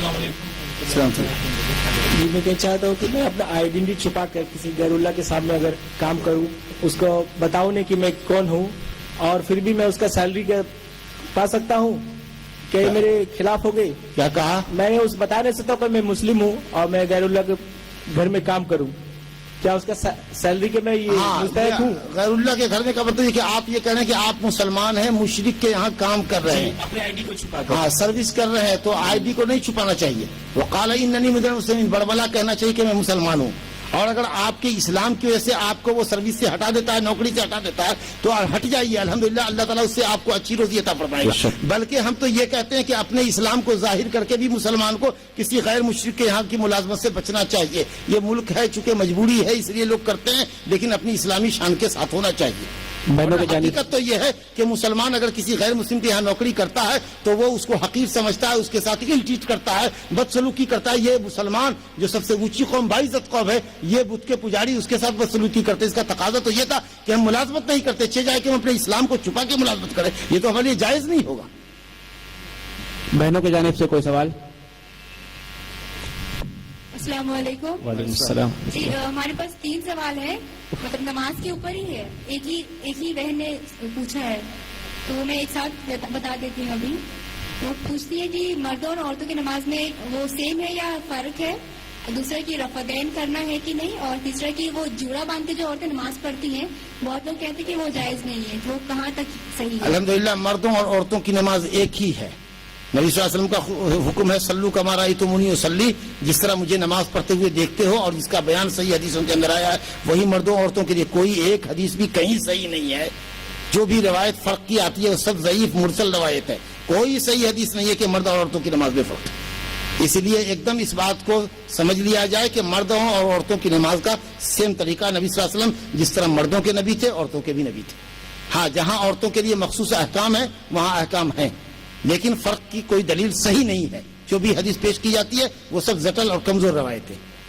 دوسری بات، نبی صلی اللہ علیہ وسلم رفع الیدین کرنا 3 جگہوں پر، رکوع میں جاتے وقت، رکوع سے اٹھتے وقت، اور 2 رکعتوں کے بعد تیسری رکعت کے لیے اٹھتے وقت، کیونکہ تکبیر تحریمہ کے وقت تو تمام علماء کے نزدیک ہے. یہ 3 مقامات جو ہیں رکوع سے جاتے وقت، رکوع میں اٹھتے وقت، اور 2 رکعت کے بعد تیسری رکعت کے لیے تحیات سے اٹھتے وقت، یہ 3 ائمہ کے نزدیک، امام مالک کے نزدیک، امام شافعی کے نزدیک، امام احمد کے نزدیک، اور جملہ محدثین کرام کے نزدیک یہ سنت مؤکدہ ہے. بس کہ بعض علماء کے نزدیک واجب ہے. اس کے چھوڑنے سے بعض علماء کے یہاں گنہگار انسان ہوتا ہے، اور اگر وہ سنت کی مخالفت کے جذبے سے کرتا ہے تب تو بہت مسئلہ گڑبڑ ہے اور سنت کے انکار کا گناہ لازم آئے گا. لیکن اگر کوئی کہتا ہے کہ ہم سنت مانتے لیکن نہیں کرتا ہے تو شاید معاملہ ہلکا ہو اور صرف گناہ ہو جائے، نماز اس کی باطل نہ ہو. لیکن سنت کا استخفاف کرتا ہے، مذاق اڑاتا ہے اور کہتا ہے کیا ہاتھ جھاڑتے ہو، کیا کتے کی یا سرکش گھوڑوں کی تم ہلاتے ہو، اور اس طریقے سے نبی کی حدیثوں کا مذاق اڑاتا ہے، تو استہزاء نبی صلی اللہ علیہ وسلم اور آپ کی سنت کے ساتھ استہزاء کرنا یہ کفر کے قریب انسان کو پہنچا دے گا. اور رہ گیا جوڑا باندھنا، تو ایک طرح کا جوڑا نہیں ہونا چاہیے جو پف ٹائپ کا ہو.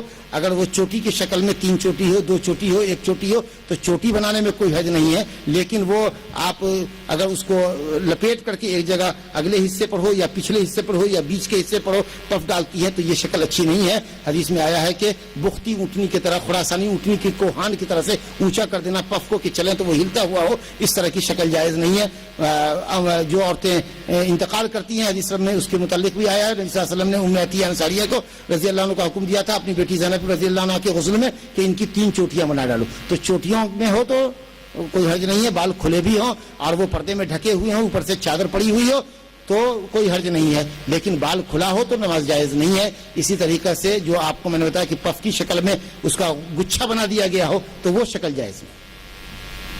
ہاں مال اگر صدقہ کا خیرات کرنا چاہیں، حج جا کر کے کسی مردے کی طرف سے کر دیں تو مال کا ثواب مل جائے گا، صدقہ خیرات کا ثواب مل جائے گا، حج کا ثواب مل جائے گا. لیکن قرآن پڑھ کے ثواب نہیں دے سکتے، نماز پڑھ کے ثواب نہیں دے سکتے. اس سلسلے میں حدیث نہیں آئی ہے، لہذا یہ عمل بدعت ہے. دوسرا سوال آپ نے تعویذ کے متعلق کہا ہے. تعویذ اگر گنڈے وغیرہ کی ہے، جی نشانات ہیں، کچھ فیگر سے لکھے ہوئے ہیں، اعداد لکھے ہوئے ہیں، جی 786، کچھ اور ایسے اعداد، کچھ اور ایسے اعداد، آڑی ترچھی لکیریں ہیں، ہر خانے میں کچھ نہ کچھ فگر ہے، کچھ مختلف صورتوں کے کوڈ ہیں، تو یہ سب تو بالکل ناجائز ہے، حرام ہے. لیکن قرآن اور حدیث کی، قرآنی آیات اور حدیث کی دعاؤں پر مشتمل تعویذ الحمدللہ اہل علم کے راجح قول میں حضرت عبداللہ بن مسعود خاص جو جلیل القدر صحابی ہیں وہ سختی کے ساتھ قرآنی تعویذ کو بھی منع کرتے تھے. بعض سلف سے ثابت ہے کہ قرآنی تعویذ کو استعمال کر سکتے ہیں، لیکن صحیح ہے کہ نبی صلی اللہ علیہ وسلم نے مطلق فرمایا کہ جو کوئی تعویذ لٹکاتا ہے فلا اتم اللہ تعالیٰ اس کی آرزو پوری نہ کرے. جو کوئی چیز لٹکاتا ہے اللہ اس کی پوری آرزو پوری. تو جو بھی کچھ چیز لٹکاتا ہے فائدے کی غرض سے، جو بھی چیز اس کے اندر قرآنی تعویذات بھی داخل ہے، جو بھی لٹکائیں گے اور آپ سمجھ رہے کہ یہ لٹکی ہوئی چیز کے ذریعے ہم کو فائدہ ملے گا تو یہ ناجائز ہے، شرک اصغر ہے، شرک اصغر چھوٹا شرک ہے. اگر آپ یہ سوچیں گے کہ یہ تعویذ ہی میرے کو بھلا کرتی ہے تب تو آپ ایک دم کوئٹلی اسلام سے خارج ہے، شرک اکبر ہے. لیکن آپ سمجھتے ہیں کہ شفا اللہ دیتا ہے، لیکن یہ قرآن کی تعویذ جو ہم نے لٹکائی ہوئی ہے اس کے ذریعے دیتا ہے تو یہ شرک اصغر ہوگا. حالانکہ قرآن مجید کو اللہ نے شفا کا ذریعہ بنایا ہے تو شفا کا ذریعہ پڑھیے، اپنے اوپر دم کیجیے. لیکن نبی صلی اللہ علیہ وسلم نے نہ تعویذ لٹکائی ہے، نہ اپنے نواسوں کو تعویذ لٹکائی ہے، نہ جلیل القدر صاحب نے. حضرت عبداللہ بن عمر بن عاص کے متعلق آتا ہے کہ وہ اپنے بیٹوں کے گردن میں تختی لٹکا کر کچھ دعا لکھ دیتے تھے. اس کا مطلب یہ نہیں تھا کہ تختی لٹکائے ہوا ہے، کون بچہ تختی لے کر گھومتا ہے. وہ تختی تھی کہ حدیث ہے، ایک دعا ہے، بیٹا چلتا رہے گا، پڑھتا رہے گا، یاد کرتا رہے گا. تو اس طریقے سے بچوں کو دعاؤں کو یاد کرانے کے لیے تختی لٹکائی ہوئی تھی، نہ کہ وہ تعویذ تھی جس کی گٹھڑیاں لوگ ہاتھ پاؤں میں اور کمر میں اور پیروں پر باندھتے ہیں، وہ تعویذ نہیں تھی. تو بہرحال صحیح یہ ہے کہ قرآنی تعویذ بھی استعمال نہیں کرنا چاہیے اور وہ جائز نہیں ہے، بلکہ صحیح یہ ہے کہ وہ چھوٹا شرک میں داخل. اگلا سوال بھائیوں کی جانب سے. السلام علیکم. وعلیکم السلام. میرا سوال ہے کہ آج کل جو فیملی پلاننگ چل رہا ہے یعنی ہم دو ہمیں دو اس پر کے ترغیب دی جا رہی ہے جس کے نتیجے میں بہت سے مسلمان نسل کشی کر رہے ہیں میڈیسن کے ذریعے. یہ کیسا ہے؟ کیا کوئی جائز صورت ہے؟ نہیں، یہ جاہلی صورت بھی ہے اور ناجائز صورت بھی ہے، اور اللہ رب العالمین کے ساتھ سوء ظن بھی ہے، بدظنی بھی ہے کہ اگر 2 سے زیادہ بچے ہوں گے تو ان کو کون کھلائے گا. اللہ رب العالمین رزاق ہے، وہ آپ کو بھی روزی دیتا ہے. وَلَا تَقْتُلُوا أَوْلَادَكُمْ خَشْيَةَ إِمْلَاقٍ نَحْنُ نَرْزُقُهُمْ وَإِيَّاكُمْ إِنَّ قَتْلَهُمْ كَانَ خِطْئًا كَبِيرًا. اگر روزی کے ڈر سے آپ قتل کرتے ہیں تو آپ بہت بڑی بھول کرتے ہیں، آپ قاتل ہیں، آپ انسانیت کے قاتل ہیں. اسی لیے رزاق اللہ ہے. یہ آپ کی بدگمانی اللہ سے کہ اگر 2 سے زیادہ ہوں گے تو کھانے والے ہوں گے تو کہاں سے روزی آئے گی؟ ہم ان کی اس کا اچھا لالن پالن نہیں کر سکے، ہم ان کی اعلیٰ تعلیم نہیں کر سکے. اللہ رب العالمین انتظام کرے گا. کھانے والے بڑھیں گے، پیدا زیادہ ہوں گے تو اللہ رب العالمین زیادہ روزی عطا فرمائے گا. نبی صلی اللہ علیہ وسلم نے فرمایا تزوج الودود الولود، خوب محبت کرنے والی اور خوب زیادہ بچہ پیدا کرنے والی عورت سے ڈھونڈ کر تلاش کر شادی کرو تاکہ میں اپنی امت کی کثرت تعداد پر قیامت کے دن کثرت کا اظہار کروں، فخر ظاہر کروں. تو الحمدللہ اسلام میں نسل کشی جائز نہیں ہے، لیکن اگر عورت کی صحت ناکارہ ہو گئی ہے اور اب اس کی بچے دانی ناکارہ ہو گئی ہے اور ڈاکٹر کی ثقہ ڈاکٹر کی مسلمان ڈاکٹر لیڈی ڈاکٹر کی یا جینس کی جیسا جہاں کا جو ماحول ہو اس کے حساب سے اگر یہ صحیح رپورٹ ہے کہ اب اگر یہ مزید بچہ پیدا کرے گی تو اس کی جان پہ خطرہ ہوگا اور پھر یہ مر جائے گی اور بہت خطرات کی بات ہو، تو ایسی صورت میں لیگٹ کرنے سے کوئی چیز مانے نہیں ہے، یا مانے حمل گولیوں کے استعمال سے بھی اگر شرعی مسئلے ہوتے، بچہ ہر سال آ رہا ہے اور بچوں کی پرورش نہیں ہو رہی ہے، عورت کی صحت کمزور ہے، بچہ پلپلا ہے، عورت پلپلی ہے، کمزور ہے، تو آپ کیپنگ کر سکتے ہیں 2 سال 3 سال 5 سال کی. پھر جب الحمدللہ عذر ختم ہو جائے پھر آپ بچے پیدا کریں اور اللہ رب العالمین سے حسن ظن رکھیں. تو شرعی اسباب ہوں تو جائز ہے کہ اس کو تھوڑا ڈیوریشن بڑھایا جائے بچوں کے درمیان، لیکن یہ کہ صاحب بچے بالکل ہی پیدا نہ ہوں اور عورت اپنے حسن اور جوانی کو قائم رکھنے کے لیے یا آپ روزی کے ڈر سے اگر اپنی بچوں کی پیدائش کو روک رہے ہیں تو یہ اللہ رب العالمین کے ساتھ سخت ظالمانہ سلوک آپ کا ہے اور اس کے ساتھ یہ بدگمانی ہے، بدزنی ہے. اور قتلہم کان خطأ کبیرہ، یہ بہت بڑی غلطی ہے، گناہ کبیرہ ہے. اگلا سوال بہنوں کی جانب سے.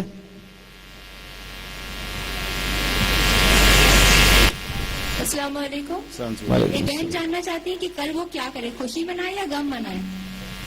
الحمدللہ کل کا دن نہ ہمارے لیے خوشی کا ہے نہ غم کا ہے، کیونکہ اگر آپ 12 ربیع الاول کو خوشی مناتی ہیں تو 12 ربیع الاول کو بھی نبی صلی اللہ علیہ وسلم کا انتقال ہوا ہے.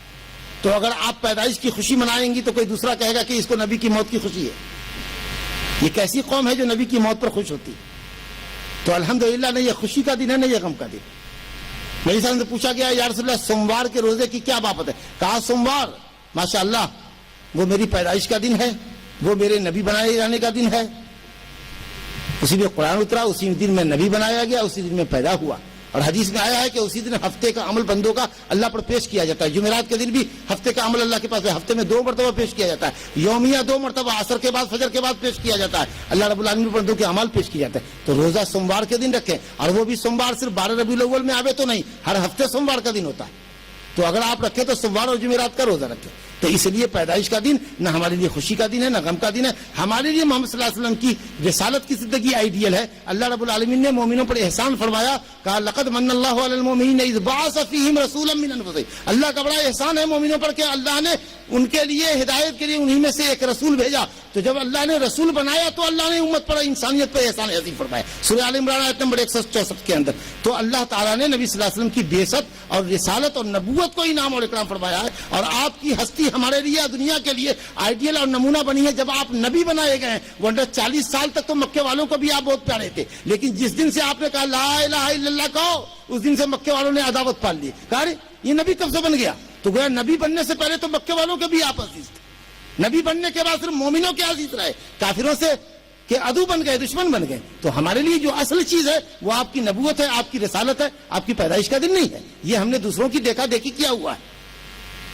عیسائی اپنے حضرت عیسیٰ علیہ السلام کا جنم دن مناتے ہیں، شیعہ اپنے یہاں مناتے ہیں، دوسری اور قومیں کچھ مناتی ہیں اپنے مہاپرشوں کا. الحمدللہ محمد صلی اللہ علیہ وسلم اپنی امت کے ساتھ چلتے ہیں. ہماری اذان میں، ہماری اقامت میں، ہماری نماز میں، ہمارے درود میں، ہمارے سلام کے اندر ہے، ہماری ذکر میں، ہماری مجلسوں میں. ہمارا کوئی واعظ کا پروگرام ہے جس میں آپ کی سنت نہ ہو. ہم کوئی عمل جائز کرتے ہیں، واجب کرتے ہیں تو پوچھتے ہیں کہ نبی صلی اللہ علیہ وسلم کی حدیث کیا ہے. وہ نبی جو اپنی امت کے دلوں میں ہمیشہ زندہ رہتا ہو، جس کی یاد ہمیشہ تازہ رہتی ہو، اس کو ایک دن یاد کرنے کی کیا ضرورت ہے؟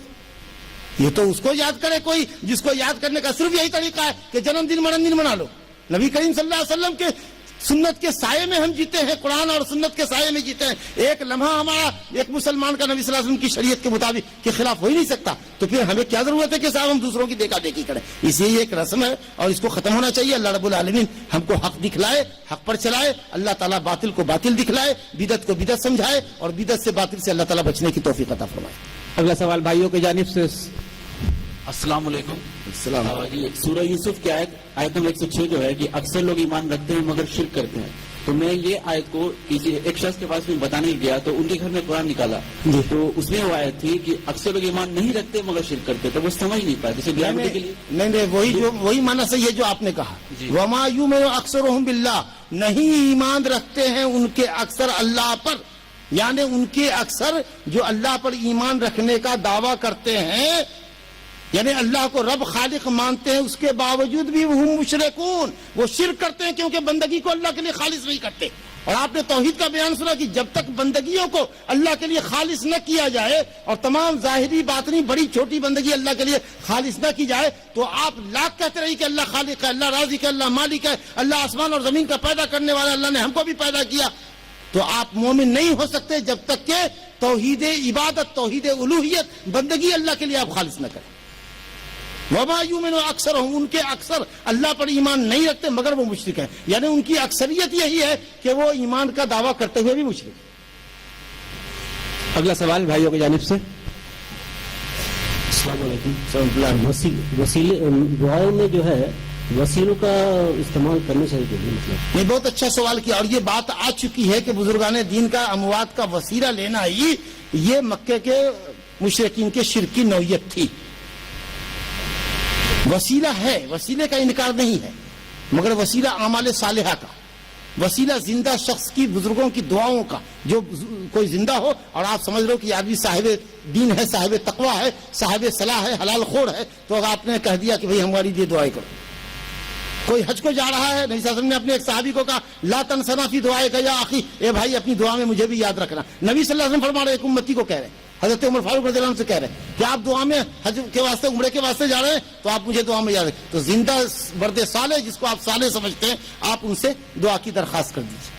آپ اللہ رب العالمین کے سامنے اپنے نیک عملوں کو پیش کیجیے, نیک عملوں کو. اللہ تعالیٰ میں تیری توحید پہ ہوں, تیرے سوا کسی اور کو لائق بندگی نہیں سمجھتا, الحمدللہ شرک نہیں کرتا. اللہ ٹوٹی پھوٹی جو بندگی ہوتی ہے نماز پنجگانہ ادا کرتا ہوں, ماں باپ کو خوش رکھنے کی بے انتہا کوشش کرتا ہوں. اے اللہ دیکھ میں مصیبت میں گرفتار ہوں, میری غلطیوں کو معاف فرما, میری تکلیفوں کو دور فرما. جیسے کہ صحیح میں روایت ہے, خاص کر صحیح بخاری میں حضرت عبداللہ بن عمر رضی اللہ عنہ کی روایت ہے کہ 3 ساتھی ایک غار میں جا کر چھپ گئے کسی آفت سے بچنے کے لیے, بارش سے بچنے کے لیے, اور پھر غار کا منہ ایک بڑی چٹان سے بند ہو گیا. تو انہیں فکر ہوئی کہ کیسے نکلیں, تو سب نے کہا کہ ادعوا اللہ بصالح اعمالکم, صحیح بخاری کی روایت ہے کہ اللہ تعالیٰ کے پاس اپنے نیک عملوں کا وسیلہ پیش کرو.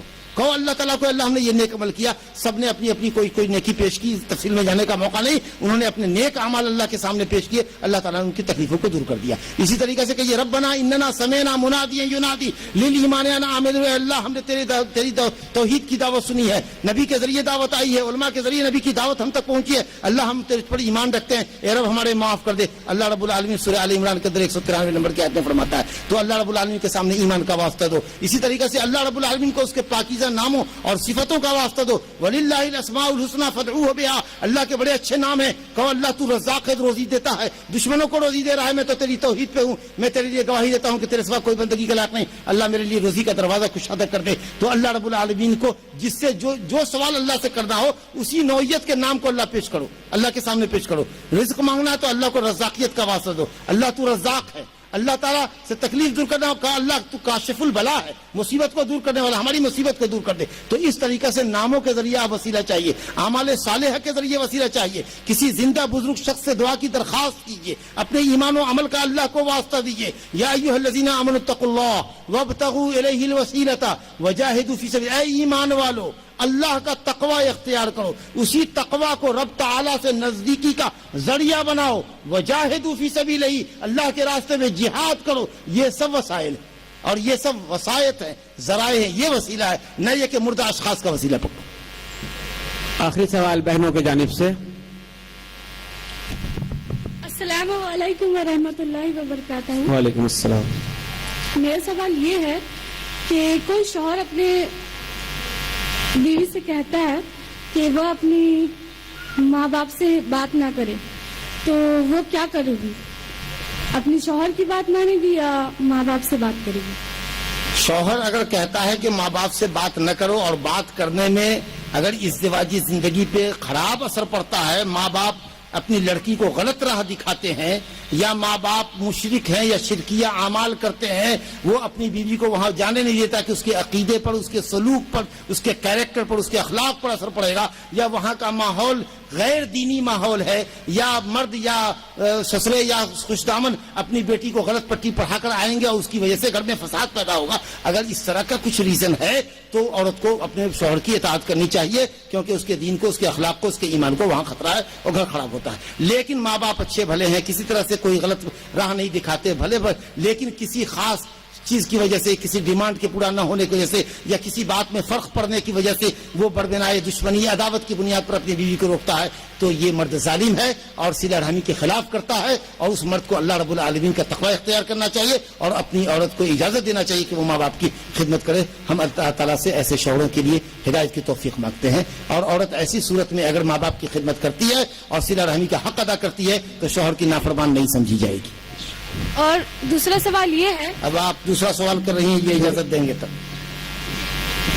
یہاں لوگ کھڑے انتظار میں مرد کی جانب سے, ان کو کرنے دیجیے. لیکن میری سفارش یہ ہے کہ لڑکی کھڑی ہے تو ایک سوال کر لینے دیجیے. آپ کر لیجیے ایک سوال, اور انشاءاللہ یہ آخری سوال ہوگا آپ کی طرف سے, عورتوں کی طرف سے. دوسرا سوال یہ ہے کہ نیاز اور فاتحہ کا کروانا چاہیے یا نہیں؟ اور آپ نے بیان سنا کہ نیاز اور فاتحہ عبادت, نظر اور ذبح سب عبادت ہے, اور عبادت اللہ کے لیے ہونی چاہیے. اور اس میں اگر یہ مطلب ہے آپ کا کہ کوئی مولوی اس پر آیات پڑھے, فاتحہ پڑھے, کل پڑھے, آیات آگے پیچھے کی کرے, شیرنی پر پڑھ دے, اس کو بٹواوے, تو یہ طریقہ صحابہ کرام سے, نبی کریم سے, صحابہ کرام سے ثابت نہیں ہے. یہ طریقہ بدعت کا طریقہ ہے. شکریہ. مردوں کی جانب سے کوئی سوال؟ السلام علیکم. وعلیکم السلام. امام کے پیچھے جب ہم نماز پڑھتے ہیں, امام صاحب سورہ فاتحہ پڑھتے ہیں, تو کیا مقتدی کو بھی دہرانا چاہیے؟ ماشاءاللہ ٹاپک سے ہٹ کر کے آپ لوگ مسائل کی دنیا میں ہیں. چلیے الحمدللہ, امام کے پیچھے بھی اگر آپ ہیں تو صحیح حدیث جو متواتر حدیث ہے, اتنی زیادہ صحابہ سے منقول ہے کہ اس کو جھوٹ پر محمول کرنا محال ہے. نبی صلی اللہ علیہ وسلم نے فرمایا لا صلاۃ لمن لم یقرأ بفاتحۃ الکتاب, کسی شخص کی کوئی بھی نماز نہیں ہے بغیر فاتحہ. تو امام کے پیچھے سری نماز میں تو پڑھنا ہی چاہیے.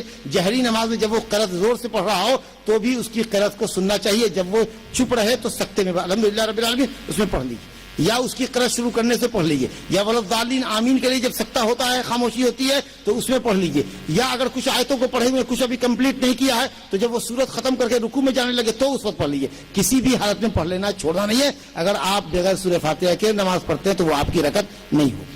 الحمدللہ اس موضوع پر شیخ اس سے ابھی کچھ ہی دنوں قبل ایک بہت بڑے مناظرے میں آپ نے حصہ لیا اور الحمدللہ وہ کامیاب بھی ہوئے تھے, جس کا تذکرہ اخبارات کے ذریعے بھی آپ لوگوں نے امید ہے کہ پڑھا ہوگا. اگلا سوال. 5 منٹ ہے وقت. السلام علیکم. دعا مانگنے میں یہ کہا جاتا ہے آپ رسول اللہ صلی اللہ علیہ وسلم صدقے میں ہماری دعا قبول کر. نہیں الحمدللہ یہ طریقہ ٹھیک نہیں ہے. آپ اگر اس کو یہ کہیے کہ اے اللہ میں تیرے نبی صلی اللہ علیہ وسلم سے محبت کرتا ہوں, اس محبت کے صدقے میں دے دے, تو یہ عبادت ہے. محبت کرنا عبادت ہے. گویا آپ نے اللہ رب العالمین کو عبادت کا واسطہ دیا. لیکن اگر آپ نے یہ کہا کہ محمد کے صدقے میں, تو یہ اللہ تعالیٰ کی شان میں گستاخی ہو رہی ہے کہ اللہ کی رحمت پر آپ کو یقین نہیں, آپ یہ سمجھ رہے کہ وہ رحمت سے نہیں دے سکتا, تو محمد صلی اللہ علیہ وسلم کا جب واسطہ دیں گے تو اللہ رب العالمین اس سے مرعوب ہو کر کے, متاثر ہو کر کے دے دے گا. تو یہ اللہ تعالیٰ کے ساتھ گستاخی ہے. آپ یہ کہیے کہ اللہ میں تیرے نبی سے محبت کرتا ہوں, ان کا کلمہ پڑھتا ہوں, ان کی سنت سے محبت کرتا ہوں, بس میری دعا کو قبول کر لے, تو یہ عین عبادت ہے اور یہ بہترین وسیلہ ہے آپ کے لیے. لیکن محمد صلی اللہ علیہ وسلم کے صدقے میں کر لے, یہ طریقہ ٹھیک نہیں ہے, یہ بلکہ غلط طریقہ ہے, بدعت کا طریقہ ہے. الحمدللہ سوال جواب کا سلسلہ. بحمدک اشہد ان لا الہ الا انت استغفرک و اتوب الیک. یہ کفارہ مجلس کے, اللہ تعالیٰ خطاؤں کو معاف فرمائے, ہم لوگوں کا نام مبارک کرے, اور یہ جو ہم نے کہا ہے اور جو آپ نے سنا ہے, اللہ رب العالمین پر ہم سب کو عمل کرنے کی توفیق عطا فرمائے. ہم سب کی نیکیوں کے میزان میں اللہ رب العالمین اس کو قیامت کے دن تولے, اور ہم سب کے عقائد اور اعمال کو اللہ تعالیٰ درست فرما دے. وباللہ التوفیق, صلی اللہ علیہ نبینا محمد وآلہ وصحبہ اجمعین, وآخر دعوانا الحمدللہ رب العالمین. انشاءاللہ تعالی آئندہ کل جو بھی ایک پروگرام یہاں ہے جو آخری 2 روزہ کانفرنس ہے, کل دوسرا دن انشاءاللہ تعالی ہوگا, جس میں مشہور اسکالر شیخ ارشد بشیر مدنی ایک اہم ترین موضوع حضرت محمد صلی اللہ علیہ وسلم رحمت سب کے لیے اس موضوع پر اظہار خیال فرمائیں گے. لہذا آپ حضرات سے گزارش ہے کہ بعد نماز مغرب فوراً تشریف لے آئیں. آخر میں لائنز سوشل ویلفیئر سوسائٹی کے نوجوانوں کا شکریہ ادا کرتا ہوں اسلامک انٹرنیشنل فاؤنڈیشن کی جانب سے کہ ان لوگوں نے بھرپور تعاون دیا. اللہ تعالیٰ سے دعا ہے کہ اللہ تعالیٰ انہیں اجر عظیم عطا فرمائے اور انہیں زیادہ سے زیادہ دین کی کام کرنے کی توفیق عطا فرمائے. وباللہ توفیق. والسلام علیکم ورحمۃ اللہ وبرکاتہ.